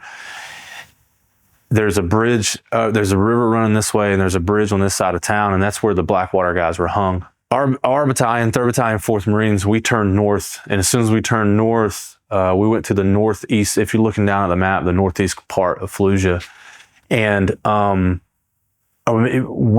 they had let all the potential like people out of the city. They had dropped flyers and all this stuff, and they're like, you know, if you're not one of the Mujahideen or one of the bad guys that want to fight us, then, you know, come on out of the city. And of course, we had to sort the military age males from everybody else to try to figure out like, hey, are you really a fighter and don't want to come out? But we pulled up, and our trucks turned right, and as soon as we turned right and kind of like stopped on the highway, they started engaging us, taking shots, and they were dropping artillery and things like that. And so we dismounted and went back to the other side of the highway where the hill is to consolidate. And then I remember when we came back over, I realized we had like a 200-meter run. And right before we went into Fallujah, I remember they like basically gave us anything we wanted. Like they had these Connex boxes, and you can go and get all this extra ammo and all this other stuff. And so I had like a bunch of mortar rounds in my backpack, and I was a team leader at the time. I had a 203, and I had a ton of extra 40 mic. And for some reason I was like, dude, I just want a ton of extra hand grenades, but like freaking hand grenades weigh like 5 pounds a piece or something. I don't know. So I had a bunch of hand grenades, and I had all this weight on me, and I had a stupid AT4 that I was carrying. I thought I was going to win the war by myself, I guess, because I had all this extra crap. But then once I got off the truck and I realized there was like 200 meters between me and the next building, I was like, I got to do something about this. The highway, the gap from the highway to the actual first couple of buildings was pretty freaking far. And the only cover you had was piles of trash. So we'd like bound. You know, you weren't really bounding because it would have took you all day. We were basically just sprinting through these piles, taking the knee or laying down, watching our buddies run up. Once our buddies run up to their pile, we would run. And so I saw the opportunity, like, bro, I'm about to get rid of this AT4. Like, so I just ran to this trash pile. My buddy, Cantu, he's not with us anymore. He got killed by a drunk driver, but Cantu was with me. and he had a saw. And I remember I was like, dude, I'm about to shoot this AT-4. He's like, at what? I'm like, that building. So I remember just jumping up and I shot the AT-4, got rid of it. Boom, blew up. I took it off. Because it was basically Wild Wild West. It really was. I mean, the ROEs was military age males up to like 50 something years old. And we had a curfew, and honestly, they didn't care if they were armed or unarmed at the time, because we had told everybody, if you're a good guy, get out. If you're a bad guy, stay in. So we hit our first house, and we all had our own call sign, like kind of this thing that we would do to let you know it was cleared by us. And me and my buddy would smash the TV. We'd go in there, we'd grab the TV, and you'd smash it on the ground, and you knew that, hey, we'd smash TV guys, you know. And they trained, the Marine Corps trained, like, oh, you're supposed to go and clear a house with like 4 to 6 dudes. Well, not in Fallujah, it was 2. It was me and my buddy, and that's what we were doing. We were clearing houses. And when you go in, you clear the house and see if there's any bad guys. There wasn't. You moved on to the next one. And everything's high strung. We had taken a couple pop shots. There were a couple of random RPGs, a couple of mortar rounds that dropped and stuff. And we were on edge. And I remember coming up to this door at the top of these stairs, and I'm clearing it old school Cold War Marine Corps style with a full-on musket, you know, the M16 A2 with a 203 on it, and a stupid gas mask on my hip. And I'm going to go open this door and pry it. And as I'm pushing it, my rifle's on fire. And I'm getting ready to, if there's somebody in there, just pop them. And I remember this dude opened the door. He jerked it open. And I had that moment where I was getting ready to take some pounds off the trigger, and I could see past him his wife and kid. And for some reason that pissed me off that he was still there with his wife and kids, because his town was now a complete battlefield. Like, there's crap, there's helicopters, AC-130 gunships, there's artillery, there's RPGs, there's mortars, and here he is with his wife and kids. And I remember just yanking him and just ripping him. When I grabbed him, I ripped his little man jammies, you know, his little man dress. And I'm like, and of course we don't have an interpreter. I'm just like, get out, like roo, you know, Arabic for go, you know, and throwing him out. And I had that adrenaline dump when I was freaking out, and we continued to go and clear rooms and clear rooms and clear rooms. And it was empty house after empty house. And we'd kind of got lackadaisical. And I remember we had kicked this one door open, and there was a dude standing there with an AK, and it was that we had caught him by surprise, like complete surprise. And we had that moment where we locked eyes, and the dude ended up pulling his gun at him. My buddy Cantu had a saw. And so if you know anything about a saw, it's a massive gun. It's like the worst thing for you to clear houses with. And back in 2004, they didn't have the cool guy paratrooper model. The Marine Corps didn't, with the little tiny stock and the little tiny barrel. He's got the full-on 1986 model, you know, with the stock and the freaking 20-inch barrel. And we're trying to clear houses with this thing. And Cantu was an Apache dude. He was Apache Indian. And he looked like Danny Trejo. Like, he had massive pecs and he had these giant arms. And we used to call him Orangutu because his arms were so long, he could like scratch his knees while he was standing. They like big orangutan arms, you know? And, bro, he shot that dude. He smoked that guy, bro. And we both shot him. We both shot this guy and dropped him.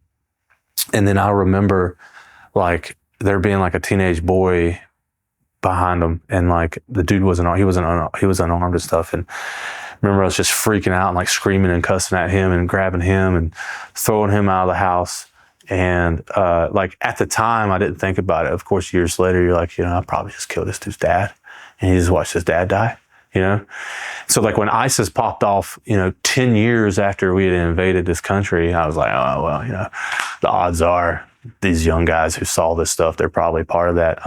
But we're clearing houses, we're moving, we're making some progress into the city. And we met up with some more civilians. We were told to take hold into this house. And I remember like meeting these young guys, and they were unarmed. And my team leader was from Malaysia.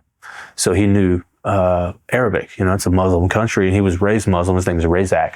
Razak now is a para-Olympian. He does really good. He got hurt driving from the Marine Corps ball, ended up getting in an accident in his truck. And But so he's in a wheelchair, but he's a great guy, man. I learned so much from him about being a human and being a good person, and also about being a good Marine. But he was in there talking to him in Arabic and, kind of figuring out what these guys are doing. But hindsight, these guys were probably mujahideen who didn't have a firearm at the time.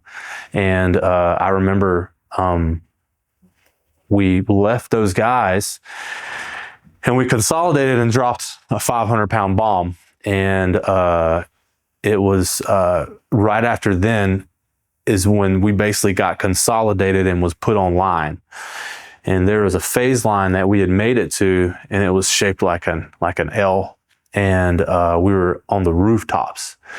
And everybody slept downstairs, but then, the rooftop is where we were kind of at. And we had moved in the middle of the night, and we set up a guard post on top of the roof, and we had busted down the walls and taken some boards and some coffee tables, kitchen tables, and made bridges to all these houses. So you had a row, it was a street, and that whole street, every house had like a squad or a fire team in, and we were all connected, of course, right?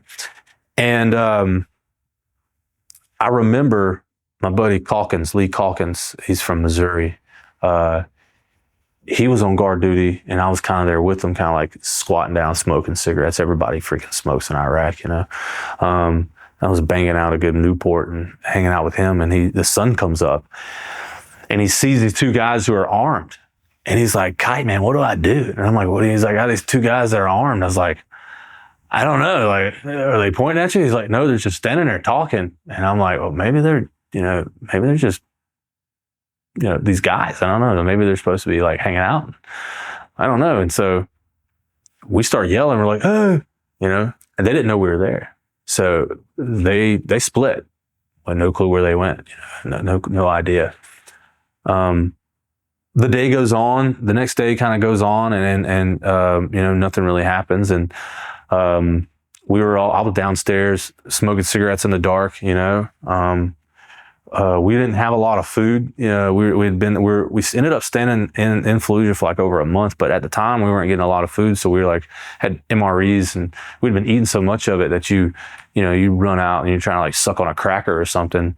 And there was a couple of like convenience stores that had been abandoned because we made them clear out. So we'd go on foot patrol, and we'd go, and back then, like, there were dinar everywhere. Like, you would find dinar, like stacks of like billions of dinar, and it was worthless, and we were told it was garbage. So we'd go and check out these convenience stores that were abandoned, and we're like, "Bro, I'm gonna need some cigarettes. I want something to eat," and you go in there, and we'd throw a couple million dinar on the countertop and take all their cigarettes, and their menthols were called Pines, and they were disgusting. It was like sucking on dirt, toothpaste flavored dirt, but it was better than nothing, And so I remember we had done like a little store raid, and it got dark, and we were sitting downstairs in the dark, and I was smoking a cigarette, and all of a sudden you hear your first shot get popped off, like pow, and then one of our guys returned fire, and I remember us looking at each other like, that's our guy. So everybody starts taking off.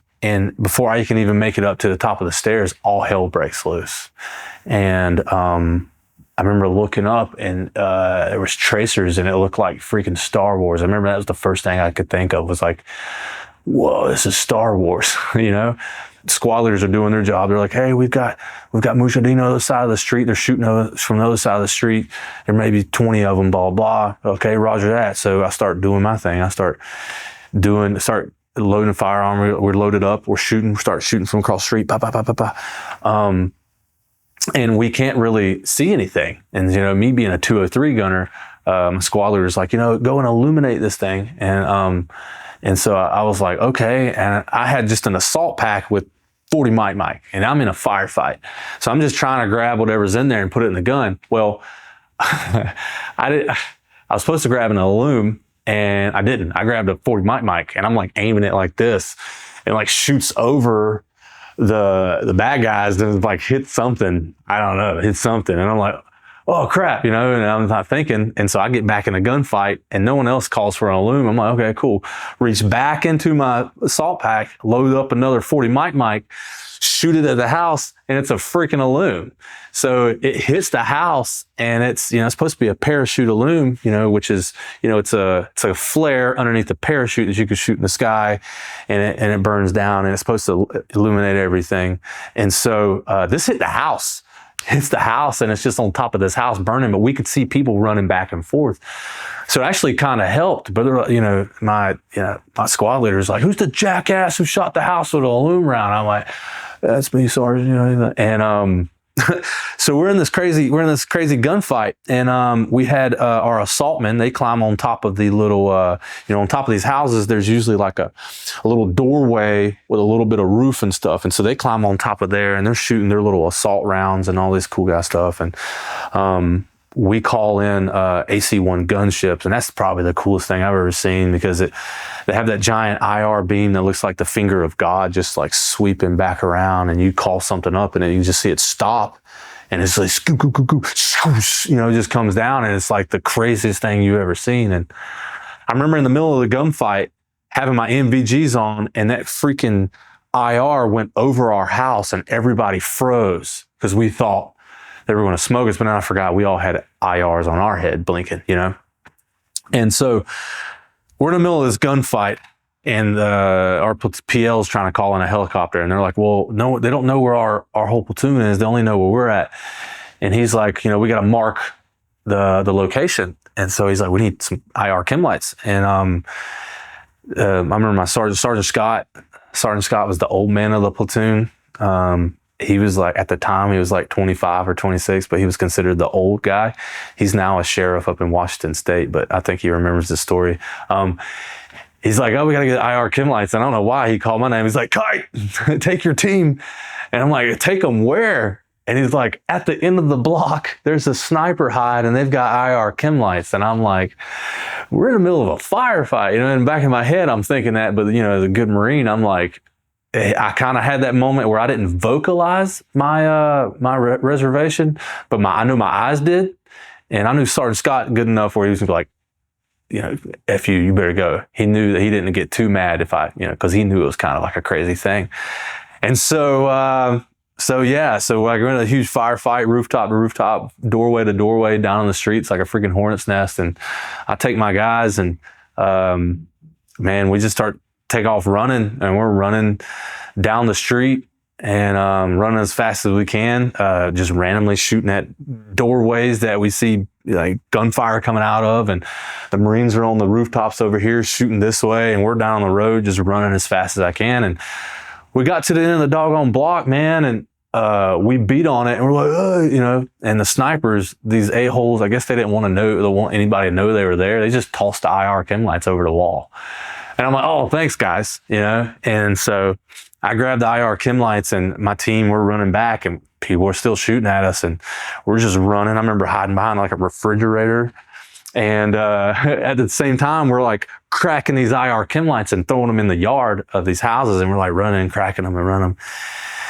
And with the adrenaline dump and all this running with all this crap on, we made it back. Everybody's fine. And I remember coming up, and I remember sitting with my back up against the wall, looking at the roof or looking at the sky. And my boys, everybody's still shooting, but I'm so out of breath and I'm sick. I start throwing up because of all the adrenaline and running. I'm like throwing up. And I remember looking up, and here comes the Cobra gunship, and he just starts dumping hellfire.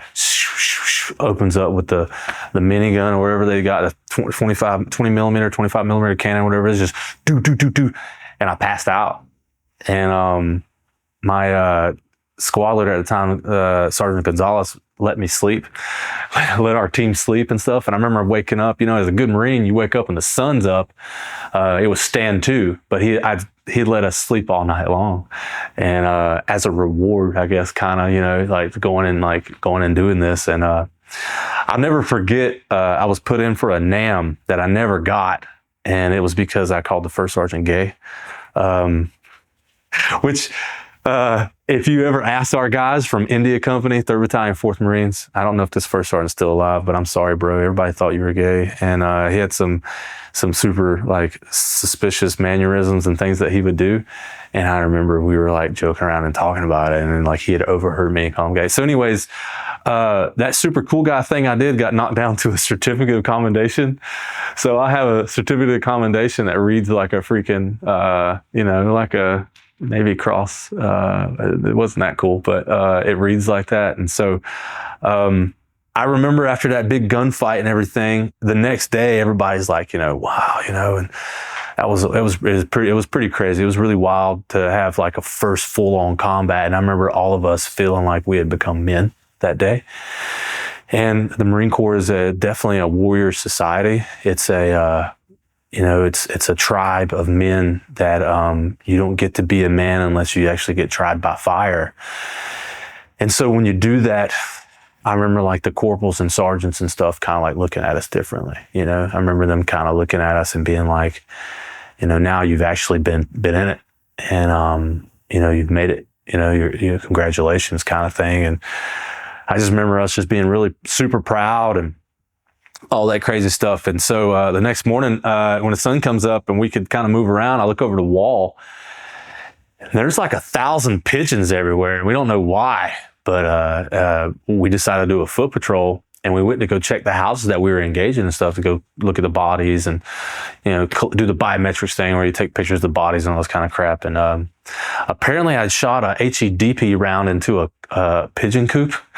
The guy, I guess, was using them as like messengers or pets or something, but there was freaking pigeons everywhere. There was like blown up pigeons and like pigeons everywhere. And there was a house that they had used as like we had leveled a house, and I guess they were using it as a bunker. And our lieutenant had this bright idea to take some diesel fuel cans and shoot a rocket at them so that we could illuminate it for helicopters to shoot it again. And if you know anything about diesel, it's not super combustible like that. It's not like gasoline that's not just going to blow up. And it didn't work, obviously, but we had this lieutenant that was kind of dumb. And I remember, being in Fallujah, and after that gunfight, and we would get into like little small things here and there. But one of the things that we kind of, that day-to-day survival of, mortar attacks. You always had this mortar attack, and you would have this feeling as soon as you hear it go thump, you'd hear it launch, and you would have this fear, such a strong fear, like people would just freeze. And I remember somebody taught me, I don't know this is a real thing or like an urban legend, but we were taught like if you can count to like 9 Mississippi, you're good to go. Like you're not going to be killed by this mortar round. I don't know if that's a real thing or not, but I remember all of us would stop and you would see dudes and they'd be like, 1,000, 2, 1,000, 3, 1,000. And they're all freaking out, and we would all do that. And so you'd have like this kind of paranoia every time you heard mortar fire. And my buddy Whitty, man, he was up on the house beside us, literally right beside us. And he was in one of those stupid plastic lawn chairs that, the Iraqis have like a million of them, the white and green plastic lawn chairs and stuff. And he's sitting there, and it was just a normal day, sitting around smoking cigarettes and freaking, eating beef jerky or whatever. And all of a sudden, the most deafening like explosion happened, and like it like knocked us down. We were on the 2nd floor, but we were just standing there. I remember us like falling back, like, what the freak? And we ran out the door, and there's a hole in the wall of the house beside us. And remember, it's only probably like, 4 feet across, for the gap between us. Our house is probably 4 feet, 6 feet. And there's a massive hole in the wall, and our buddy Whitty's just on the ground, like can't hear, and like his helmet's been blown off, and that stupid plastic chairs in like 400 pieces. And I just remember Whitty just was like laughing. Like, I don't know if it was like a psychological thing, like he was so scared and had so much adrenaline that he was just laughing, but it ended up like he's just laying there with his broken chair and his pile on top of this rooftop, and we thought it was the funniest thing ever. It was hilarious that he had like escaped death and had lived there. And Fallujah was a really wild time, and It's the first time in my life that we saw combat. First time we got to see, dead bodies and thing. And I've always wondered, like, man, what do we do with these dead bodies? And we basically just came up with this stuff on our own, like our lieutenant or our platoon sergeant or whatever. But we like try to like roll them up in carpets and put them outside, or like put them in the street, consolidate them, or something like that. And I remember there was a group of 4 Mujahideen fighters who were riding around in a Dodge Neon. And I don't know why they thought that was a good idea, but like Dodge Neon only has 2 doors, and there was like 4 of them in there, and they were riding around, I guess, trying to shoot at us like that. But like the squad beside us ended up killing those dudes, and like, I mean, they just sat in that Dodge Neon and just baked basically in the sun, like these dead bodies and stuff. And there was just so many freaking flies, man. Everybody remembers the flies. There was just so many flies, and it was like you killed one and there was just 14 that replaced it. But when the time come for us to leave Fallujah, I remember as a Marine, we felt unaccomplished because we didn't get to finish the whole job, the first Fallujah. We got stopped. It was an election year. George Bush was up for re-election. I don't know if that was what he was doing or what, but I remember we had to pull out, and the bright idea was like, hey, we're going to hand this over to these Baathists. That's who they were. They were part of the Saddam Hussein's political party, the Baathists, and they're going to take over, and they're going to, they're going to be the Fallujah Security Brigade is what the name was. And as history tells, they ended up all being freaking bad guys. They ended up all being Mujahideen. And as soon as we left the city, like this is May of 2004. By September of 2004, the city was overrun once again with people. And, we left there feeling pretty terrible, but when we went back to, Al-Assad Air Base, and we got back to Rabwa, and we got to do some more missions and things like that. But like, I think that was the proudest I had ever been in my life. And I think a bunch of those guys also, we all kind of just were super proud that we had become, real Marines, if you call it that.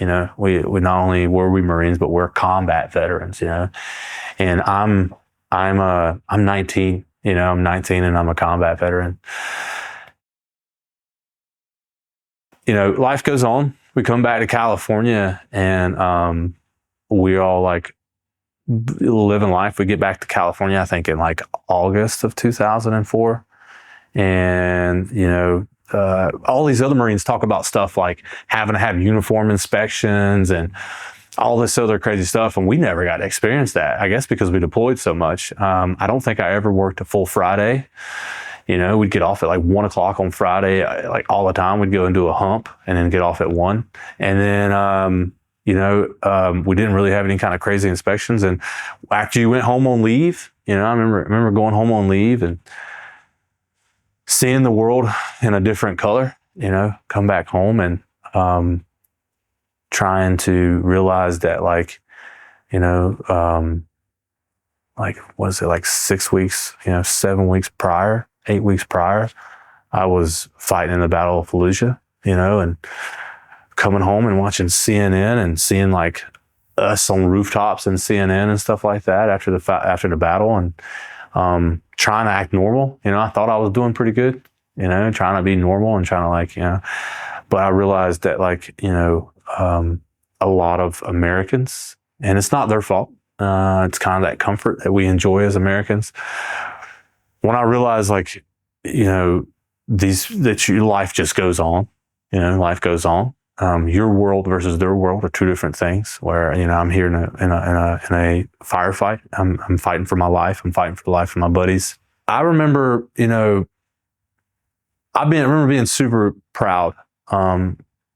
My dad was really happy to see me, and like I could tell in my dad's eyes I had changed. I remember me and my dad sharing a beer for the first time. I was 20 years old, and I just got back from Iraq, and me and my dad sharing a beer for the first time. And my mom, I'm one of 6 kids. My mom was always like a mom's mom, but she's also kind of like a coddler, you know. She's like just wanted to know, like, oh, you know, you okay? You know, you get your laundry and this kind of stuff. And I never was that guy. I never let my mom do that. But my mom seeing me alive and well, and you know, knowing that I was fine, she was pretty happy. You know, she was sad, and I remember being really proud. You know, come home. You know, your son's a combat veteran and stuff, and it's really awesome. It's probably one of the most joyous times of my life, knowing that I survived combat and I missed them so much, and getting to actually see them again and know that I'd survived is pretty cool. No one really ever, you know, asked me about anything. I guess they kind of understood. It was kind of like an understood thing. But they definitely voiced like, hey man, like they knew I was different. They're like, oh man, you know, you seem kind of cold, kind of detached, you know. Some things that I thought was like that I really, like I played the guitar, you know, my dad taught me to play the guitar and I was really into it in high school and stuff like that. But then when I came home, it was kind of just like, whatever, you know. How you hold yourself, how you speak, how you see things, how you interact with people changes, you know. So I remember my mom kind of, you know, hinting at things that, oh, you know, you seem different. But like my older sister definitely, you know, realizing that like I didn't carry myself the same way. We went back to Iraq again. So we came home in August of 2004 and we deployed in December of 2004 back. We worked up in December of 2004. So we were only home for 4 months. I remember like, I remember we had Thanksgiving at Big Bear, me and a bunch of dudes in the same platoon together. December something, at the end of December, we ended up leaving again and going back to Iraq. And we went straight into Fallujah this time. The boys who fought Phantom Fury had just finished up and we were there to kind of relieve them.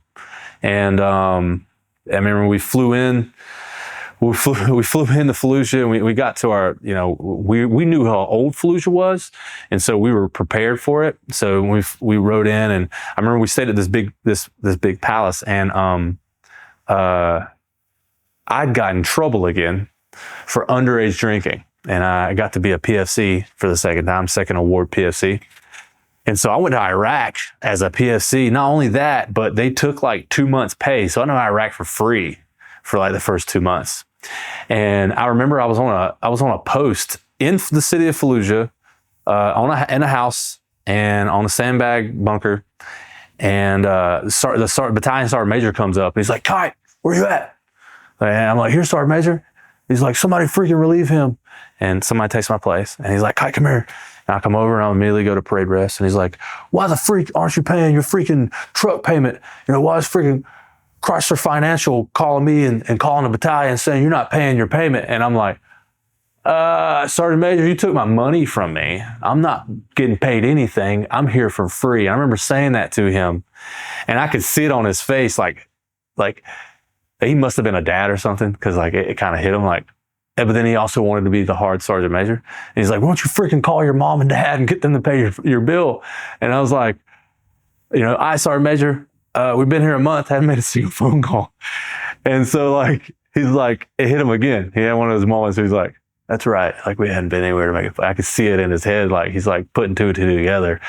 And he really wanted to like nail me down on something. He's like, we're going to freaking figure this out. You good to go? And like, oh, good to go, Sergeant Major. And so like I went back on post, like, this is the weirdest thing ever. I just got yelled at for freaking not paying a bill, but you forgot that you took all my pay and I'm a PSC now.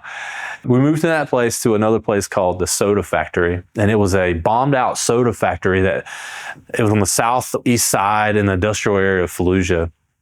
And day one, week one, we move in and we go out on a mounted patrol. And we got a new doc with us, Doc Dumpet. And he was a freaking nerd. We were like, this guy, he's never been to combat. This is like our second tour. You know how you treat guys, you kind of treat them like that, you know.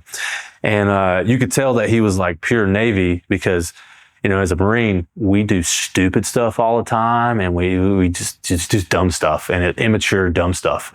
But when it comes time to get down, something snaps in us. Like we could be we could be flashing each other wieners and then like somebody pop a shot off at us and we're like the most professional killers you've ever seen. It's just how we are. And so we're riding around in the back of these Humvees and, I don't know, just being idiots, trying to, scan and do all this kind of stuff. And all of a sudden they launched a freaking rocket at us, or a mortar. I think it was a mortar. And, it lands like right behind, his vehicle. And, we stopped and kind of, trying to see what was that? We stopped and we jumped off and we walked toward it. We do like a little cordon and stuff. And, I walk up to it and I remember, I touched it and I grabbed it, and back in the day, if you remember in Iraq, EOD would take like 7-8 hours to come out to help you with the freaking crap. And we got to the point where we were like, nah, man, I'm not waiting on you. We would just grab it and toss it, And so I walk up to it and I touch it. I'm like, oh, it's still hot. And I remember Doc Dumb is sitting there looking at me like, this freaking idiot, like, what are you doing? And so after I touch it, I'm like, oh, it's still hot. And he's kind of like, yeah, no crap. And I look at it and I kick it, like, see how loose it is in the ground. And I kick it and I was like, oh, okay. And I think we grabbed it and just tossed it. If I remember right, I think we did. We just grabbed it and just tossed it. And oh, we're good. And just roll out. And so that's Doc's like first like combat experience with us getting rocketed and then some stupid jarhead going and kick the mortar around. And, we moved into the little soda factory and we had a building. Our room was the size, it was probably like 14 by 14, but the whole squad lived in there. And we called it the Octagon because it was shaped like an octagon. And, this time around in Fallujah, it was kind of crazy because, there wasn't as many, the bad guys were gone.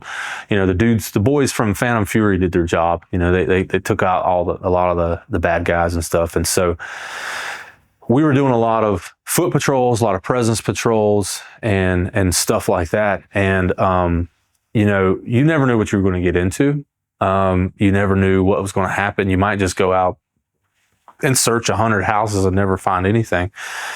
And so us Fallujah guys, with the mindset that we had, we went out looking for trouble, and I think this might have been maybe a couple of weeks in, a month in or something. And we went to this industrial area and we're like, everything's locked up and we're not comfortable with that. So we started running around blowing all the locks. And so we had a guy with a shotgun and he would walk ahead of the platoon and just blow off all the padlocks.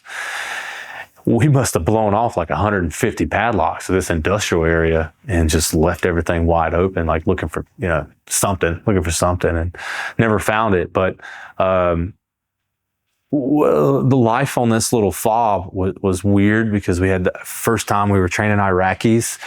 So we had Iraqis living on the fob with us, and we would have to go and like try to train them. And everybody knows, the Iraqis just weren't the smartest group. I don't know why.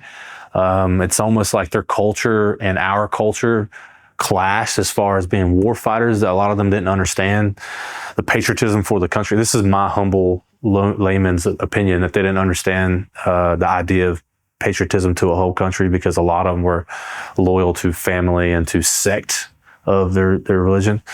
And so they didn't really clash. So like, man, like we were constantly going out and there was always something stupid. They would do something stupid, And one time we got into, there was a vehicle-borne IED goes off and blows up, and it hit one of these Iraqi army vehicles, and like the rounds are cooking off. And I remember we ran up on this truck, and like this Iraqi dude driving, like his whole head's like smoked, like he got shot in the head. And we're looking at it and we're like, there's a round in the roof of the truck, right? And it's down into this driver's head. Well, the person in the back of a truck was another Iraqi. And so this fool had a freaking negligent discharge into the back of his buddy's head in the middle of this firefight. I guess the explosion, the IED went off, boom, and his other buddies got killed, and the dude's burning alive, and we're dealing with that. But then at the same time, like this guy got smoked in the back of the head, and it's because this idiot just shot his buddy in the back of the head, and we're just like, man, we can't freaking deal with these guys, man. And they were almost like worse than children sometimes because they didn't take it serious.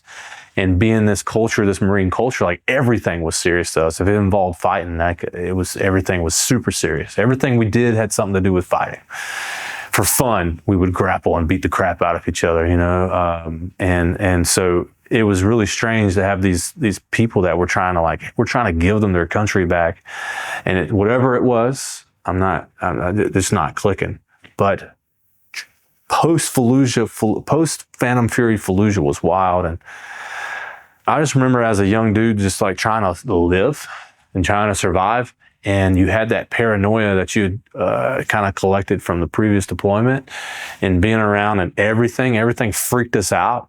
And we had a VBID one time that we found, and we called EOD. EOD kind of finally came out and did their job, and they cleared it out and everything. And my buddy, Andre Leon, and myself, he ended up passing away he had a brain aneurysm, ended up passing away, but he was a good Marine. We're a very good Marine friend of mine. We went to boot camp together and infantry school together, but he was a machine gun section leader, and they were attached to our platoon. And we went out and we found this vehicle-borne IED with a bunch of, 155 rounds in the back and all that stuff. And the EOD came and did their job and cleaned it out. We're like, all right, sweet, But then they were like asking for volunteers to drive the car back. We had hooked up a tow bar to it and we were going to drag it back to base and stuff. And like him and I volunteered, morbid weirdos, he's like, oh, we'll drive it. And so we're in this Toyota Camry or something. And I can't remember. I think they welded the doors shut or something. So you couldn't get in it unless through the windows. And so if you've ever tried to drive a car in full kit, like a flak vest with plates and helmet and a rifle, it's terrible. So I'm trying to sit inside this car and we're driving it and they're towing it back to base, and all of a sudden it starts beeping, like beep, beep, beep. And I guess it was the seatbelt alarm, but we didn't know it. We just know this vehicle was a car bomb 15 seconds prior. So dude, we just freak out. I remember both look at each other and we're like, yeah. And we're like trying to climb out of this thing with all of our gear, the rifle stuck on crap, and we just fall out of it while we're driving down. We're probably only doing like 10, 12 miles an hour, but we fall out of this thing and just take off running, and everyone's freaking out like, what's going on? Like, it's going up. But it ended up being just the seatbelt alarm going off, And that's the kind of life it was like, being constantly paranoid about everything. And it kind of weighs on you, it kind of weighs on you, and you never know what's going to happen. We had a ECP2, some Blackwater guys, some private contractor guys, I guess, thought that we were bad guys. And I wasn't on the OP, I was at ECP1. And they shot at them. And so our Marines on OP2 started returning fire with a freaking 240 and was just lit their little Jeep up. And then, of course, it was armored and had bulletproof glass and all that kind of crap. But I remember they pulled into the ECP1 like freaking out. Who's in charge? Blah, blah. And I remember our guys calling over the radio. He's like, the bad guys just turned into the ECP. And we're like, they're not bad guys, they're contractors. And they're like, nah, F those dudes, they shot at us. And so they come into the ECP being like, hey, did you see those guys shooting at us? And we're like, yeah, those are our Marines. And they're like, what? Like, yeah. And he's like, no, they started effing shooting at us, blah, blah. And we're like, nah, bro, y'all shot at them first. And we tore that thing up. But that post Fallujah, that post Phantom Fury Fallujah was a really weird place. And, it was a lot of downtime. And then it was a lot of like, stuff that went crazy. And we had the VBID that happened that killed those Iraqis. We had this guy, we called him Lasagna Man. And it looked like someone had he had blown himself up, and it was like a pile of meat and stuff. And it looked like someone had taken a pan of lasagna and just threw it on the street and then put like a face mask over it. And I remember like thinking to myself, like, bro, this is what your life has come down to. They're getting ready to take a poo shovel, scoop you up and put you in a hefty bag. And then we're just going to take you and throw you into the burn pit, or like out towards all the trash and stuff. And this guy had tried to kill us, killed himself, but this is what his whole life had turned into. And There's that incident that where the females got blown up over at ECP-1, where a VBID crossed the highway and ended up blowing them up, and we responded to it as a QRF, and it was a complex ambush where they had blown up and then they had kind of attacked us with gunfire and stuff like that. But I remember that right there, that one incident, and the guys, I didn't have to react to the actual vehicle explosion, but there's a lot of our buddies who did. And I remember like that was a big deal. That was a big deal, having to deal with dead females. Marines are really good at compartmentalizing. And when you see another dude get shot, it's almost one of those acceptable things. I think most Marines, even though they may be female Marines, you can only see a female one of three ways: either a mom, a sister, or a friend, like or a lover, mother, or sister, or something like that. You can only see her that way for most straight Marines, right? And so when you see a female get hit or get torn up like that, like I know it just does something to you. I think it kind of brings it closer to home, which in turn is a lot more painful. So that deployment, even though we had seen some gruesome stuff, we didn't get into a bunch of crazy firefights. And I just remember, because of that fob, we had built we built great relationships because there was so much downtime, And I remember Doc's family smuggled in some alcohol, and we had like a bunch of Listerine bottles full of alcohol. And you're talking about dudes who've been sober for 6 months, just drinking water and at most maybe some Gatorade, and then just getting so drunk, like off of like barely anything, like maybe a cup, 8 ounces of liquor, throwing up everywhere. And we just made some really good friends, man. We'd sit inside that octagon and we loved watching Smallville. We had gotten a 13-inch TV with a built-in DVD player. And we'd watch Smallville together, and the whole squad would come around this tiny little TV, and we'd go out on mission. We'd pause it, and like, nobody freaking touch the TV, and we'd go out on mission, and you're out on the mission, bro, and like you might get like a little tick or something, but our mind was on Smallville. Like, bro, what's about to happen on this season, dude? We're trying to get into Smallville. And we would be like on the way out to the OP, like on the way out to the objective, we're like talking about Smallville. And I remember one time, there was a guy who got his head cut off. There was an American contractor who got his head cut off, and I can't remember this guy's name, but there was a video of him wearing an orange, sparkly, like looking jumpsuit. And one day, these FBI agents come like walking on our fob, and one's a female and one's a male. We're infantry guys. We don't see females, and we definitely don't see FBI agents in Iraq. This is a strange. They might have been FBI agents. I don't know. I know they told us they were FBI agents. And so we had a mission come up, and it was to locate the house of this dude who got brutally murdered, And it was this super serious mission and stuff. But I remember like we had rehearsed it, how to, clear into a cordon and go on and blah, blah. And I just remember us just talking about Smallville the whole time. Like we're like, gotta go find this dude who got his head cut off. But like we're like talking about Smallville. And I can only imagine to these civilians who probably were only in country for like 48 hours, they're hanging out with these Marines, and, we're just talking about Smallville the entire time. And as soon as we get up to the objective, we jump off and we do our thing. We actually found the place where this guy got killed, and there's like this giant dried up spot of blood, and we found like the jumpsuit, and then like a bunch of VHS tapes pulled out. And like they try to like halfway bury it, and we collected it all and stuff. And so like we're taking pictures of like chunks of like meat and stuff on the ground and blood and all this stuff. And we're talking about Smallville like the whole time. But that tiny little TV and that tiny little hut with that Smallville episodes was like it was our little piece of home, kind of like a steady place in the middle of this crazy storm of combat. So first of all, I don't know who thought this was a good idea, but they sent the career planner to our fob, and we had just got off a 6-hour patrol, and it's freaking July. And they're like, hey, the career planner wants to talk to you. And me and like, 4 other Marines were getting ready to ETS in like a year or so. Go in this room. This freaking gunnery sergeant looks like he'd been eating well, hadn't gone on any combat patrol. was at the main fob, living life, nice clean camis and stuff. We're, you know, in the Marine Corps, you can rock no skivvy, no undershirt. And we did that because it's freaking hot all the time. So we have these gnarly tan lines and all this stuff, and we're dirty. We only got to take a shower once a month. And for some reason, they thought it'd be a good idea to have this guy come in and talk about like, hey, so how about re-enlisting in the Marine Corps?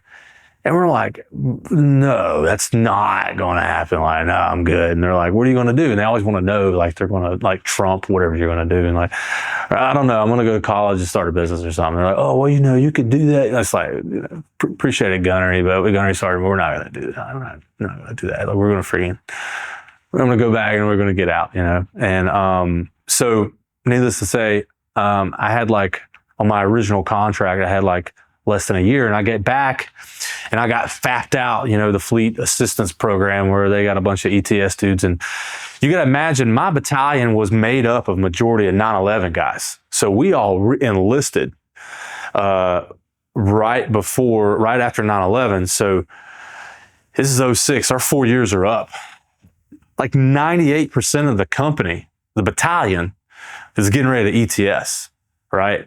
And they had even, some guys, they had stop loss some guys that do this last tour in 05. So you had some invasion guys who had gone to Fallujah 1 and then Fallujah 2 with us. And so they decided to have a ETS platoon. So there's all these dirtbags who were getting out. Like none of us gave a crap. We were getting ready to get out. And I remember I got fapped out to the Mojave Viper to go be an urban warfare instructor. But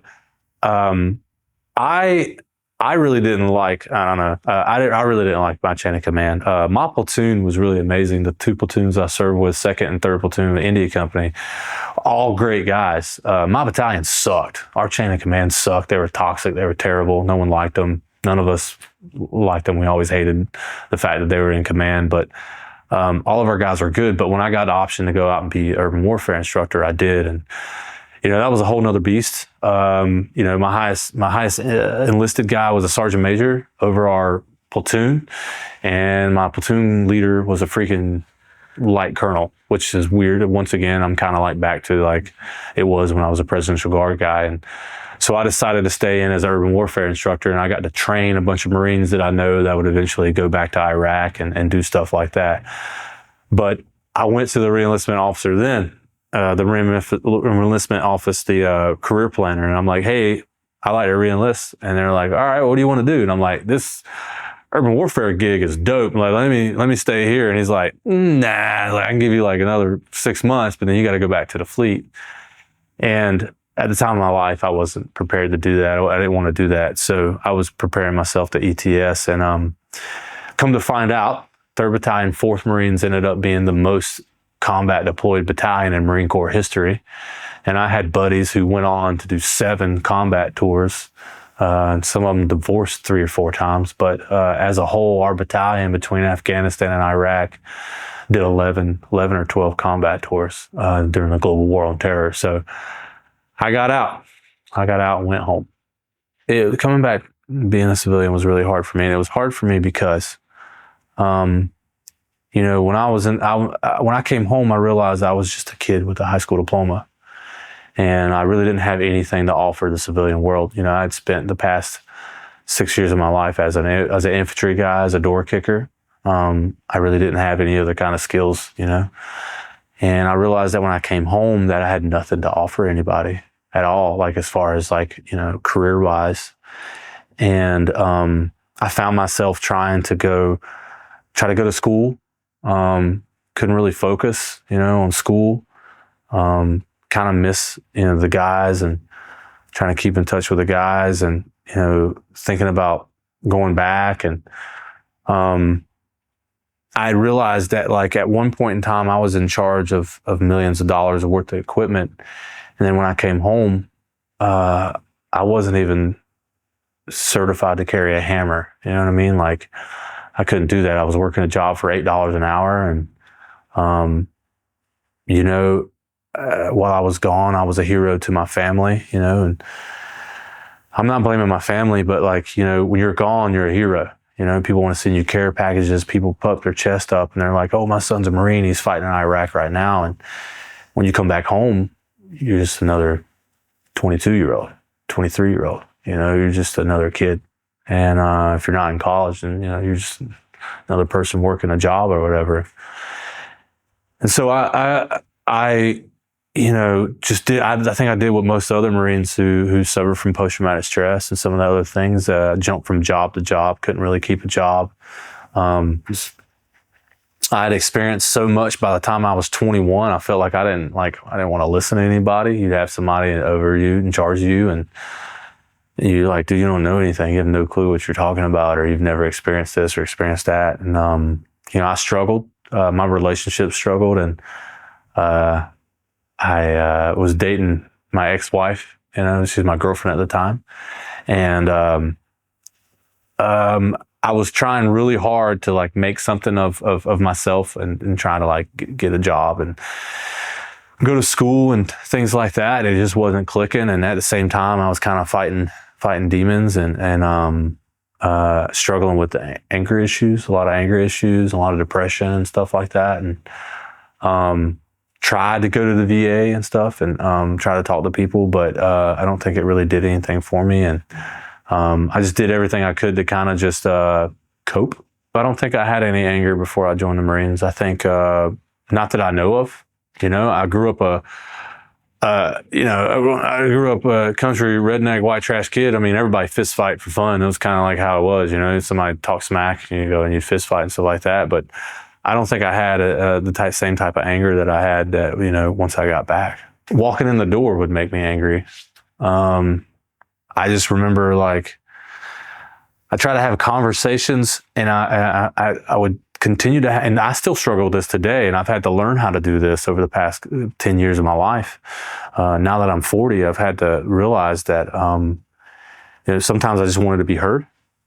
And if I didn't feel like I was heard, if I didn't communicate it right, I would just repeat myself over and over again. And I would just get so frustrated and angry.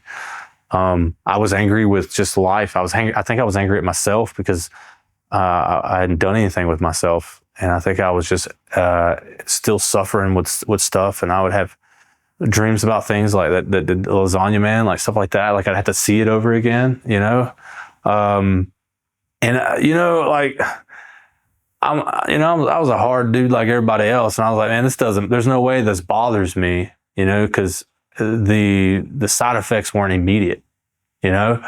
You go and pop a dude, shoot a dude, you see a dead guy here, dead guy there, dead guys. And when we were in it, we'd almost inadvertently like force ourselves to see this death, you know, almost kind of like a rite of passage. Like we would go and look at these bodies and like kind of like look at it. But what we didn't know was that, you know, even in our attempt to be these big tough dudes, like it had caused something in our heads and our minds that had scarred us, you know, even a little bit, because we didn't know it was not natural to like enjoy the death, you know what I mean? Or be surrounded by the death. And, you know, as life had gone on, I've had a lot of friends kill themselves, and I always hear people talk about post-traumatic stress. And I think for a lot of us, it wasn't so much that we went to go and do our job. I think we were proud to go and do our job. And if that meant taking a life, that was one thing. I think what most of us struggled with the most was coming home and realizing we had been devalued, that I'm no longer certified to do anything. You know, like at one time as a 18, 19-year-old kid, I was in charge of 12 other dudes' lives and millions of dollars worth of equipment, and people respected me. And, you know, they gave me responsibility, and they looked up to me. And then I come home and I'm just another turd, you know, I'm just another guy going to community college. And, I think that hurt us more than the fact that we went and did our job, that I'd been devalued, you know, that, you know, you're told that you graduate from as a Marine and you're a Marine now, and then you go to combat, and now you're a combat veteran. And so you're like, yeah.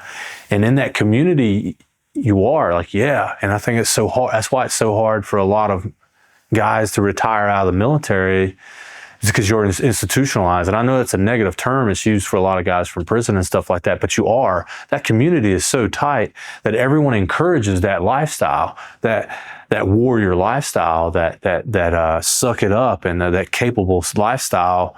And when you get out and no one else around you, then what's the first thing all of us did was we started attaching ourselves to other veterans. We started hanging out with other veterans and kind of living with them and talking with them and stuff. And as I struggled with who I was, what I've done, what my value was, and post-traumatic stress and depression, I started having suicidal ideations. Like I was like thinking about I could kill myself right now, or maybe I should, And I got married at a young age, like 26, which I guess is pretty normal to get married, but I don't know. I got married and I wasn't the best human being ever with her. I wasn't physically violent with her, but I was very verbally violent and abusive. And it's no excuse, but post-traumatic stress and having to deal with that anger and having to deal with how I felt about myself and depression and stuff. And it tore that relationship up. And she ended up dating other men behind my back, and having to deal with a divorce on top of all those things was a pretty tough time for me. And at the same time, my mother passed away, which, the matriarch of my family, my mom was my everything.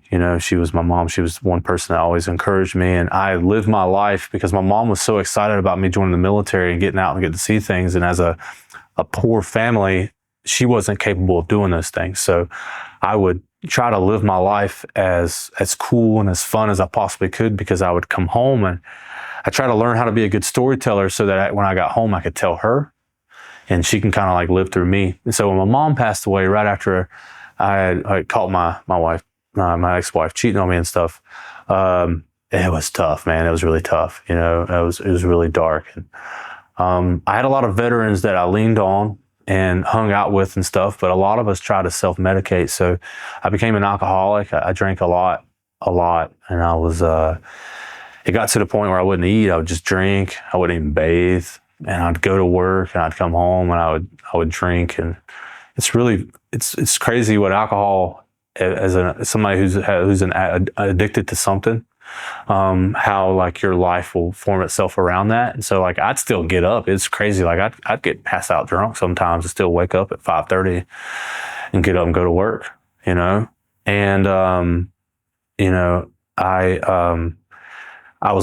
really, I was at that point. I was at wit's end where, all my relationships were dying. I felt like I didn't have any friends, and ex-wife walked out on me and was cheating me with other dudes, and my mom passed away, and I was I'm trying to be there for my brothers and my sisters, and I wouldn't even sleep in my own bed. I slept in the living room floor of my apartment. I don't know why, but I did. And I'm a Christian believer, and I have a relationship with God, and through my relationship with Christ, I think it saved me. I know it saved me, and it saved me because I literally was at the wit's end, and I was at rock bottom as far as I was ready to kill myself. And I would at the time I didn't have kids. I was single, and I struggled with it really hard, and being by myself and having to live with that and blame myself for my ex-wife walking out on me and blame myself for all the other stuff that I had gone through, was wore down on me. And that's when my wife now kind of walked into the scene, and she's a nurse, and she's really compassionate. And after I met her, I kind of I was trying to just make it a booty call, Sorry, babe. But I realized really quick that she was wife material, and I just got out of the divorce, And I was like, man, I don't want to, I didn't want to deal with that again, And so I try to ghost her, and she wouldn't, she hates when I say this, but like I say she wouldn't leave me alone. But like she would I was like her little pet project, and she would bring, like I wouldn't eat, because I was constantly depressed and drunk. And she would come and drop food off from the hospital at my doorstep. So like she'd work all night and she'd come in, and I'd wake up in the morning and go to work, and she would swing by my house on the way back to her house. And I'd open the door and there'd be like some Jello and some orange juice, and like some kind of like meal there or something. And I'm getting emotional, but I tried to push her away too. Her consistently trying to be a part of my life and come in and be like, just trying to do stuff. We just go for a walk on the beach or just hang out and stuff like that. And ended up falling in love with her. And then, from then on, we both decided to start going to church. And I found out that, once I started going to church, I found other men and women who had gone to combat and had done things and who had lived that kind of life, and their life too kind of crumbled, and we were all trying to just figure each other out. And I learned that there was there was a side of Christianity that fit in with me as a dirtbag, as somebody like, when I grew up, I went to church as a kid, but I always hated it because they were like always nerds. Like I don't want to hang out with a bunch of nerds. Like you go to, like, Jesus is cool and all, but dude, you're a nerd. Like, why are you wearing a polo and like khakis and stuff? And I'm a Protestant, non-denominational Christian. So like, we go to church, people wear suits and ties, and I always thought they were like nerds and I didn't want anything to do with them. But then I met another veteran who had gone to combat, and he was just like a normal guy. And I was like, okay, you're not like this hypocritical thing. And that's the one thing that we have in the Christian faith that we always have to fight, is that people always look at us and say, you're a bunch of hypocrites. And I think it's because a lot of us, we get really hyped up on the rules, what you should and shouldn't do, and we like to shove that down somebody's throat instead of trying to be a brother or sister in Christ and try to be like, I'm here for you, kind of talk it out. Like I realized that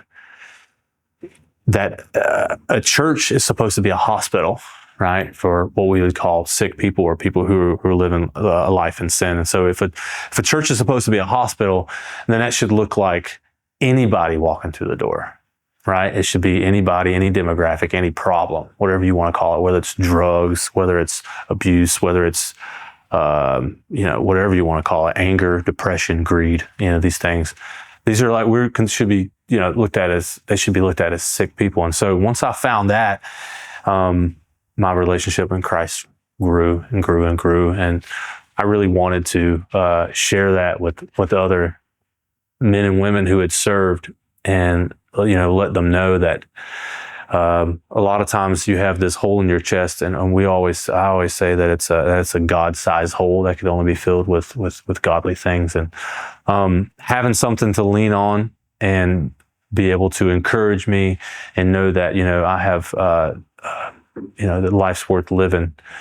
Even for the sake of just loving somebody, for especially men and women who have never been loved before. And I don't mean that in like a romantic way. I mean that in a true brotherly way, where you may have gone through some life changes and now you're considered like this deplorable person because you're an addict or you're an angry person. And I always say relationships in the inconveniences. Nobody wants to be your friend on moving day. Right? No one wants to help you move. And it doesn't matter how much beer and pizza you give them, nobody wants to help you move. And I used to be that guy where I was like, people would ask me to move. I'm like, I'm not helping you move. You know what I mean? And the house we're in now, I literally moved every stitch of furniture in there on my own, because I'm like, not only am I going to not help you, but I'm also not going to ask you to come help me, And then I realized that like the relationships that we ought to be building with other people are the ones that are in the most inconvenient. A fair weather friend really doesn't have a lot of value. You know what I mean? Being a friend to somebody when everything's going great, that's cool and all, right? But what about when, you're a drug addict, and you're trying to sell, blood to make money, or you're breaking into cars and stealing stuff? Like, that's a hard pill to swallow. It's hard to be a friend or be a brother to somebody who you go and you pull out of a crack house and you love on them, you feed on them and stuff like that, help them to get sober, and then 2 weeks later they're back into it. But that person needs you the most. And the same thing with somebody who struggles with post-traumatic stress and anger and stuff like that, is that they might be an angry turd right now. They're yelling at you and they're screaming at you and stuff. And I look at it as the same as an addiction problem. Like, they need somebody who's going to walk them through this and learn that there's a better way. And, some guys, they get lucky. They say that they get to go, I get to take it day by day, and for some of us who struggle with this, it's not day by day, it's minute by minute, it's hour by hour, that something may trigger us as far as post-traumatic stress goes. And we might have an angry moment or a depressive moment or something like that. And so being able to walk beside somebody and be like, hey man, I know this sucks. I'm going to be with you. And, hopefully you don't do it again. But when they do, or if they do, that you're there, not only there to cheer them on, but also to carry them. So I think my wife now, my girlfriend back then, I think she knew that I was in a depressed state. But at the time, obviously I hadn't had a conversation about Iraq with her. I hadn't talked about combat with her and stuff like that. I really didn't. But I think she knew something was off, to the point where she wanted to nurse me back to health. She wanted to be there for me. She wanted to take care of me. She has a lot of compassion. And so, it came natural to her to want to make sure I was all right. Throughout our relationship, I was still angry. I still had a lot of problems. I still had a lot of issues that I was trying to deal with. I was still angry, not as angry as I was with my ex-wife, because my wife now, it wasn't the same personality, she wasn't as combative as my ex-wife was. And my ex-wife was probably combative because of the a-hole I was, but we didn't argue as much, but I was still angry, and it was still pretty bad. And I struggled with it, where I would have like days where I was good, and then like I would go and have a fit. I'd be angry and scream and cuss and do all this stuff, and immediately you're remorseful, because it's almost like a Dr. Jekyll and Mr. Hyde kind of thing, where you're not that person, but that person comes out, and immediately you just feel remorseful. And I know it sounds crazy, and it feels crazy when you go through it. But it happened. And she had enough, and she came to me and she told me, she's like, I'm gonna take your kids and I'm gonna leave. If you don't do something, I'm gonna take your kids and I'm gonna leave. And she's like, you need to go talk to a counselor, or you need to do something. And I just remember just crying out to God. I remember sitting in my truck just crying, and I was sober. I was sober, but I had still dealt with this anger, and I just remember just crying out to God and just being why am I still like this? Like God help me. And I remember basically just feeling the fact that I hadn't just submitted. I still wanted to kind of be this tough guy kind of thing. You know what I mean? And so I had to submit it to God. And I realized a lot of things. Shortly thereafter, I realized that sometimes, we train our wives, as men, we train them. And what I mean by that is, every time that I was angry, she learned a response. Every time that I was an a-hole, she learned a response. So all of a sudden, if I'm making changes, it doesn't mean that she's going to make the same changes overnight. You know what I mean? So she's still going to be angry at me, and she's still going to respond in a way as though she was taught to respond. And that's, with anger, or to be snippy or something. And I had to learn that I had to be more patient. I had to stop and say, okay. And what that looks like a lot of times, what it looked like for me was sometimes throughout the day when I'd get pissed off and angry and being angry and mean and vicious, that I have to immediately stop and apologize. Say, hey, babe, I'm sorry about that. And then remove myself from the situation. And sometimes I had to apologize, 100 times in a day. Sometimes and eventually it turned out to be 10 times a day. And sometimes it turned out to be 5 times, and then 1 time, and then it gets to where it is now, where I realize what things may trigger me, as far as, being in a crowded room, being in a crowded space, being overstimulated, and know that like I've had a mood swing now. I feel like I might have a depressive day or something like that, and being able to vocalize that to her and say, hey, I'm having a down day. I'm having a moment, and just trying to recognize those days and prepare myself for it and try to have as much patience as possible. Patience is one of those things, man, where if you have it, it's golden. You've got to hold on to it. You can't let go of it. And if you don't have it, it's a struggle to learn. But once you do learn it, it's a pretty freeing thing. After I got out of the Marine Corps, I was in college. I was trying to go to college. It was the Obama recession hit, and your boy couldn't find a job nowhere. I was struggling. And so I remember the National Guard recruiter was like, hey, I'll give you $25,000 if you join. And I was like, all right. And as a Marine, I didn't have to do anything. I kind of just showed up to the office, and they were like, all right, congratulations, you're an E4. Because I was a corporal in the Marine Corps, and I became a E4 specialist in the Army, which I was like, ooh, specialist, this is a cool job. Then I realized it's basically like a glorified Lance Corporal. So it's like being an E3 in the Marine Corps, an E4 in the Army, because everybody gets it. I had a Marine Corps buddy of mine who I went to boot camp with, and he lived local, and he got out, and he joined the Guard, and he was like, hey man, you should join the Guard. Like, everybody's stupid, and I'm sorry, but they were like, nobody knows how to do anything. You've got combat experience. You'll get promoted quickly. And so I was like, okay, cool. I'll give it a shot. And his name was Justin Bowie, and he was a mortarman. And so I joined the Guard, dude. And like, I remember, like, I didn't even have uniforms. And like, this fool was like, hey, you can wear your Marine uniform to formation. And I was like, absolutely not. Like, so like my first experience with the South Carolina National Guard was I was in jeans and a hoodie. And I was at an E4's retirement ceremony. This dude had like 27 years in the National Guard, and he was E4. And I just remember he looked super old. And I remember being like, George, what did you do? Because the National Guard contract's 6 years long. And I was like, what did you do? I can't believe it.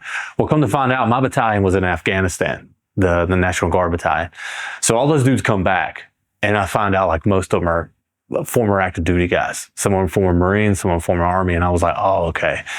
These are my guys. One of my buddies, a dude named Charles Stackhouse, he's an FBI agent out in Atlanta. He's like 6'4" or something. I don't know. He's like the tallest dude you ever seen in your life. And he's like 6'7" or something. And he was in the scout platoon. And we had a scout platoon. And we were, at the time, I was the first infantryman in an all armor battalion. And so they had like a scout section.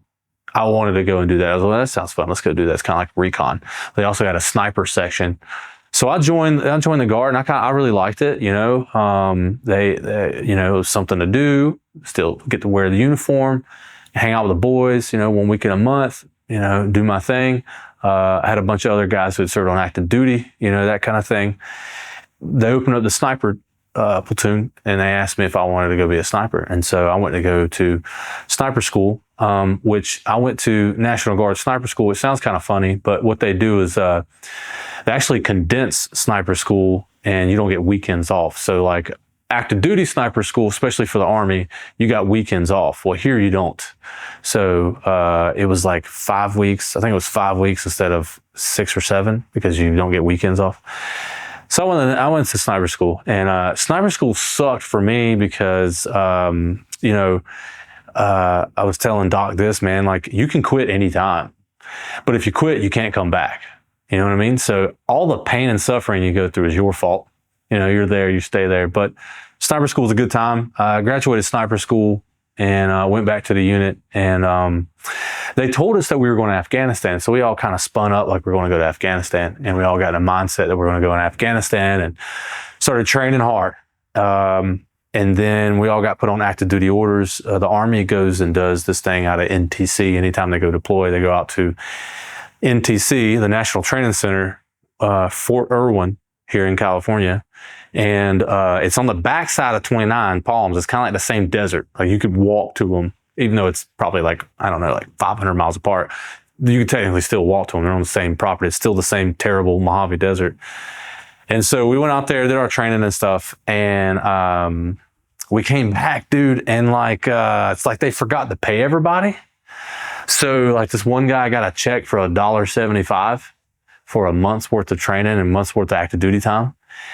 And so everybody got pissed off. Somebody made a clerical error and they forgot to put in pay, so like nobody got paid. And so they decided to like, man, we got to let these guys off active duty and let them go back to their jobs. So they let us to go back to jobs.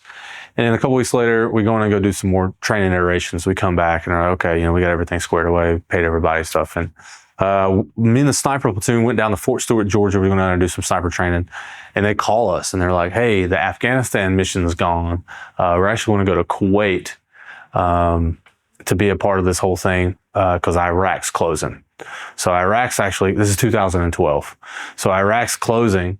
And so we were going to go to deploy. And so I went to Kuwait with the National Guard, and I didn't realize that like for the National Guard, the deployment's a year long because you have to go into a train up. You're taking a bunch of guys who make fries and, work at Home Depot and own their own businesses. Some of them are freaking lawyers and some of them are just college kids, and they got to bring them back together and they got to kind of remind you of all your training, all your combat training. So they got to do a refresher course.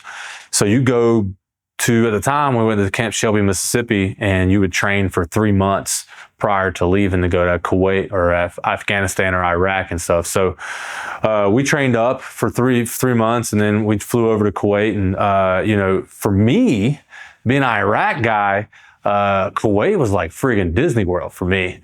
We all had air conditioning. I had like a 2-man room. They got a gym. The gym on Camp Buring is like the size of a Walmart. You can work out for days. Chow Hall was, ran all the time. They had midnight chow. You can eat dinner at 12 o'clock at night. You can go in there and get a bunch of food. And the PX was massive. So for me, you had a lot of guys who had never deployed before. They're like, oh man, it's hot. And we have to stay in this, little Connex box. And I'm like, bro, you have no clue. This is amazing. You got internet, for God's sake, And it was different being, so that, it being 2012, being like, almost 10 years after Iraq had started. Going back for me, I kind of was like, kind of paranoid and stuff, and Kuwait was pretty easy. It was really easy, but being able to experience that and realize like how easy it was compared to like Iraq was a weird thing. And seeing how like everything has changed over the years, it's a weird thing. It was a weird thing. So, but I am still in the National Guard. I have 22 years in, and I've done a lot of stuff with them. Not only did I do the deployment back over to Kuwait at the end of, was it like Operation New Dawn or whatever, when Benghazi happened, which is a funny story.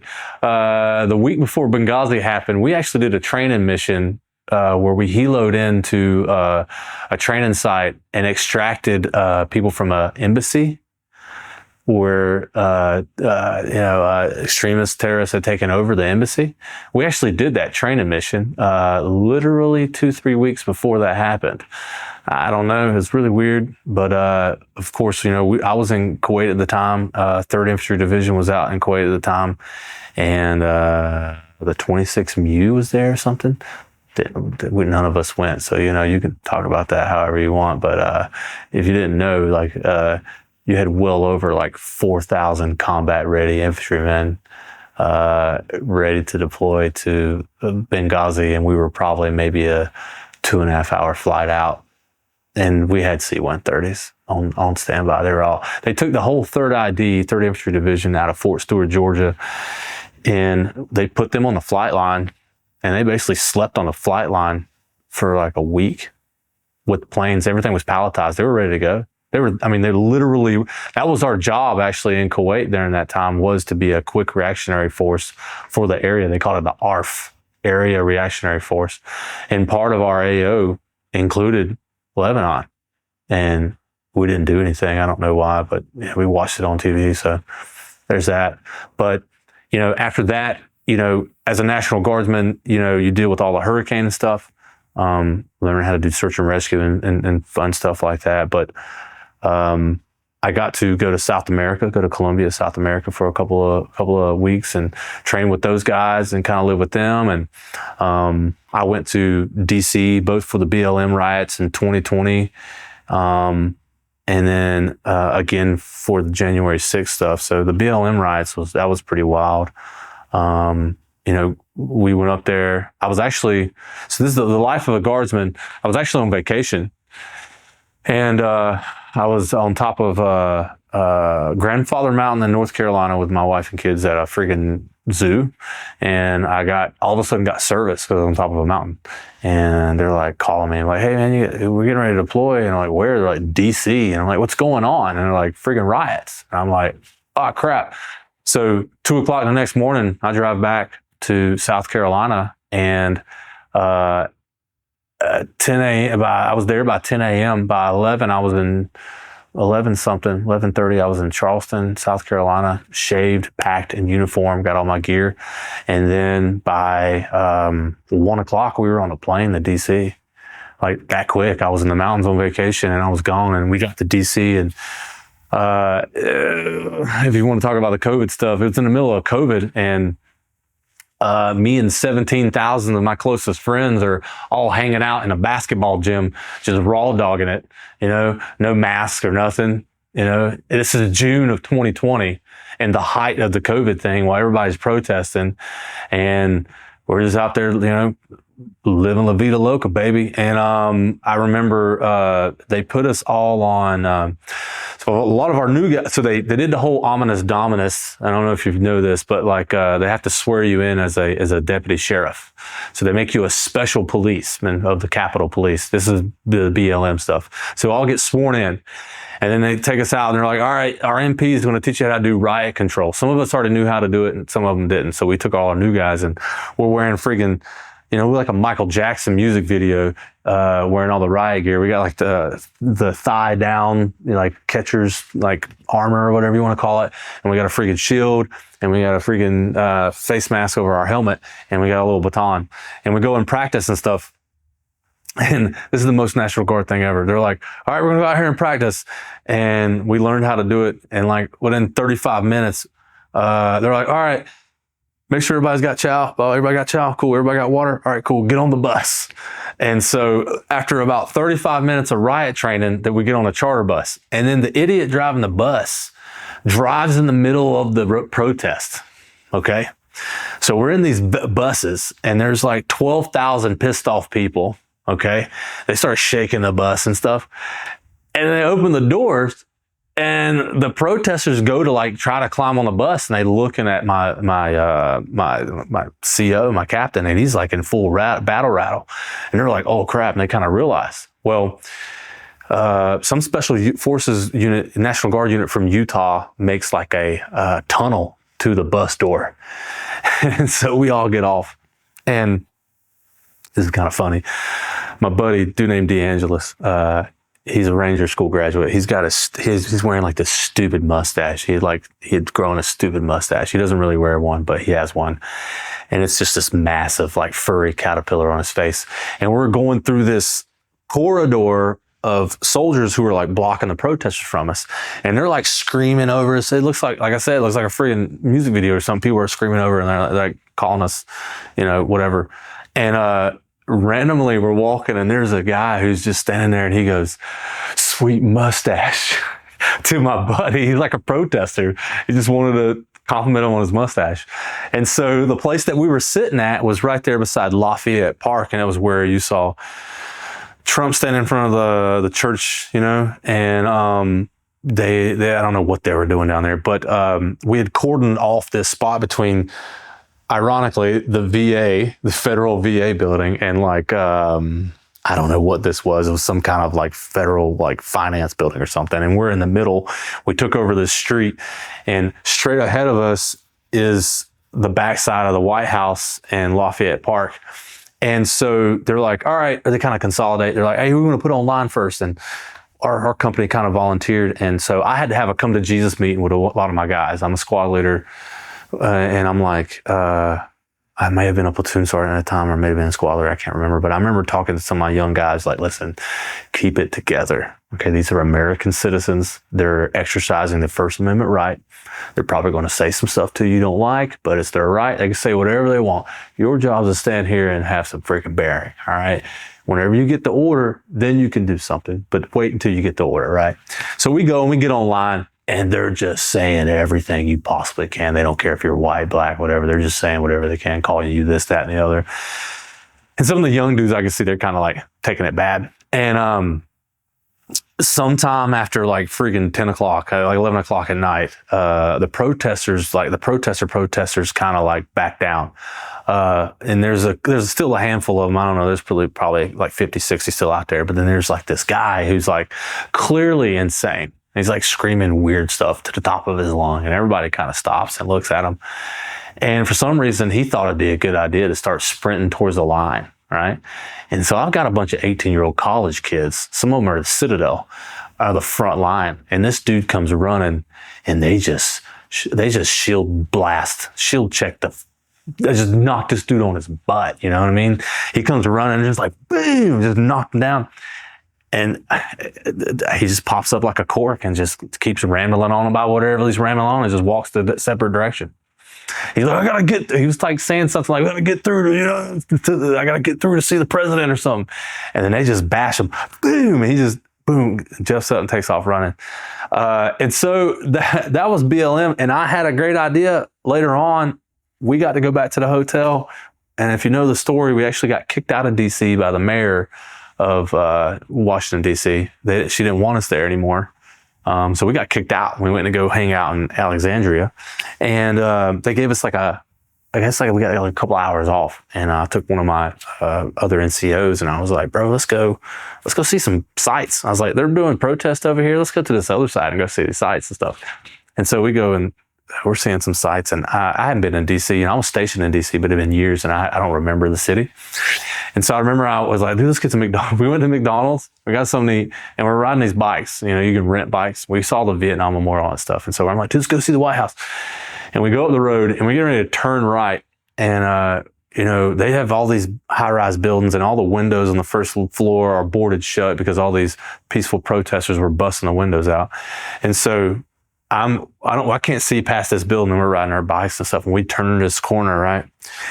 And it's literally the protest. And we just find ourselves in the middle of this massive Black Lives Matter protest. And we literally pissed them off the night before because we were in uniform, but we're in civilians now.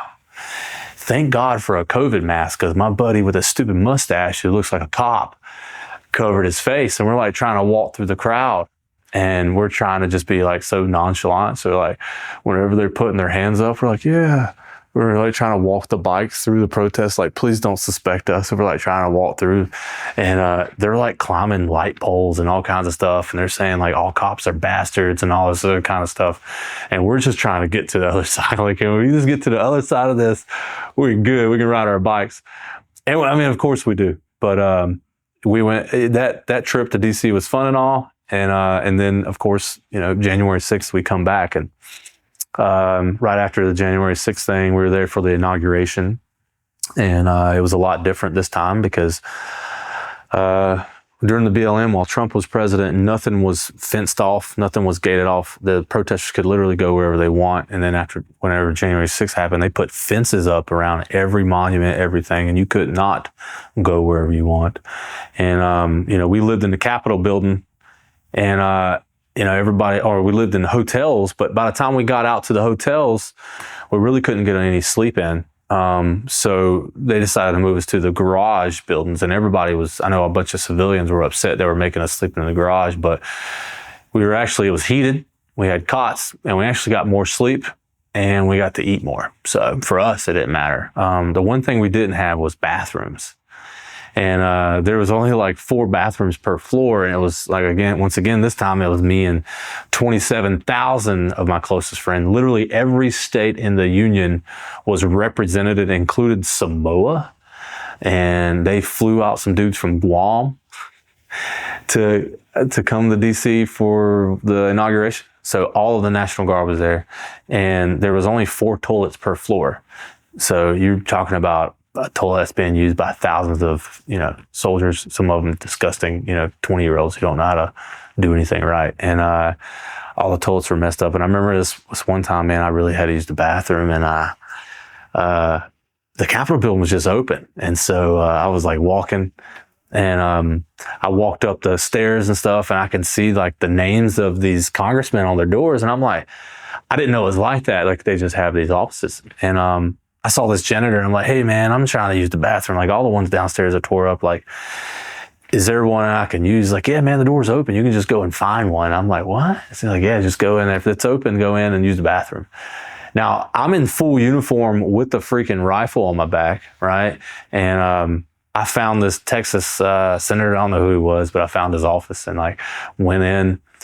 And it was like the nicest bathroom I ever used a bathroom in. I went number 2 in there, dude, and it was nice. Like everything was marble, and there's like a huge oak door on the stall and all that kind of stuff. But being back in Washington, D.C. and kind of experiencing that stuff was different. I met Nancy Pelosi. We had to do a security perimeter around a parking lot for her.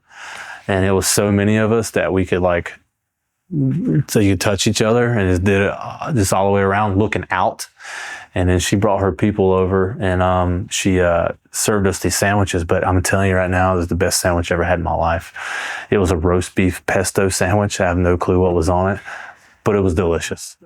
Of course, I'm still in. I've got 22 years in, and I'm a Sergeant First Class E7. I help run the range operations down at Fort Jackson.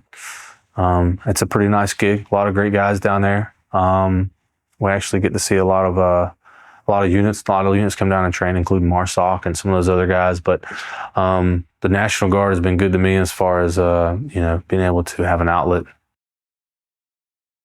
As a Christian believer, I believe God does a lot of things for us to teach us lessons.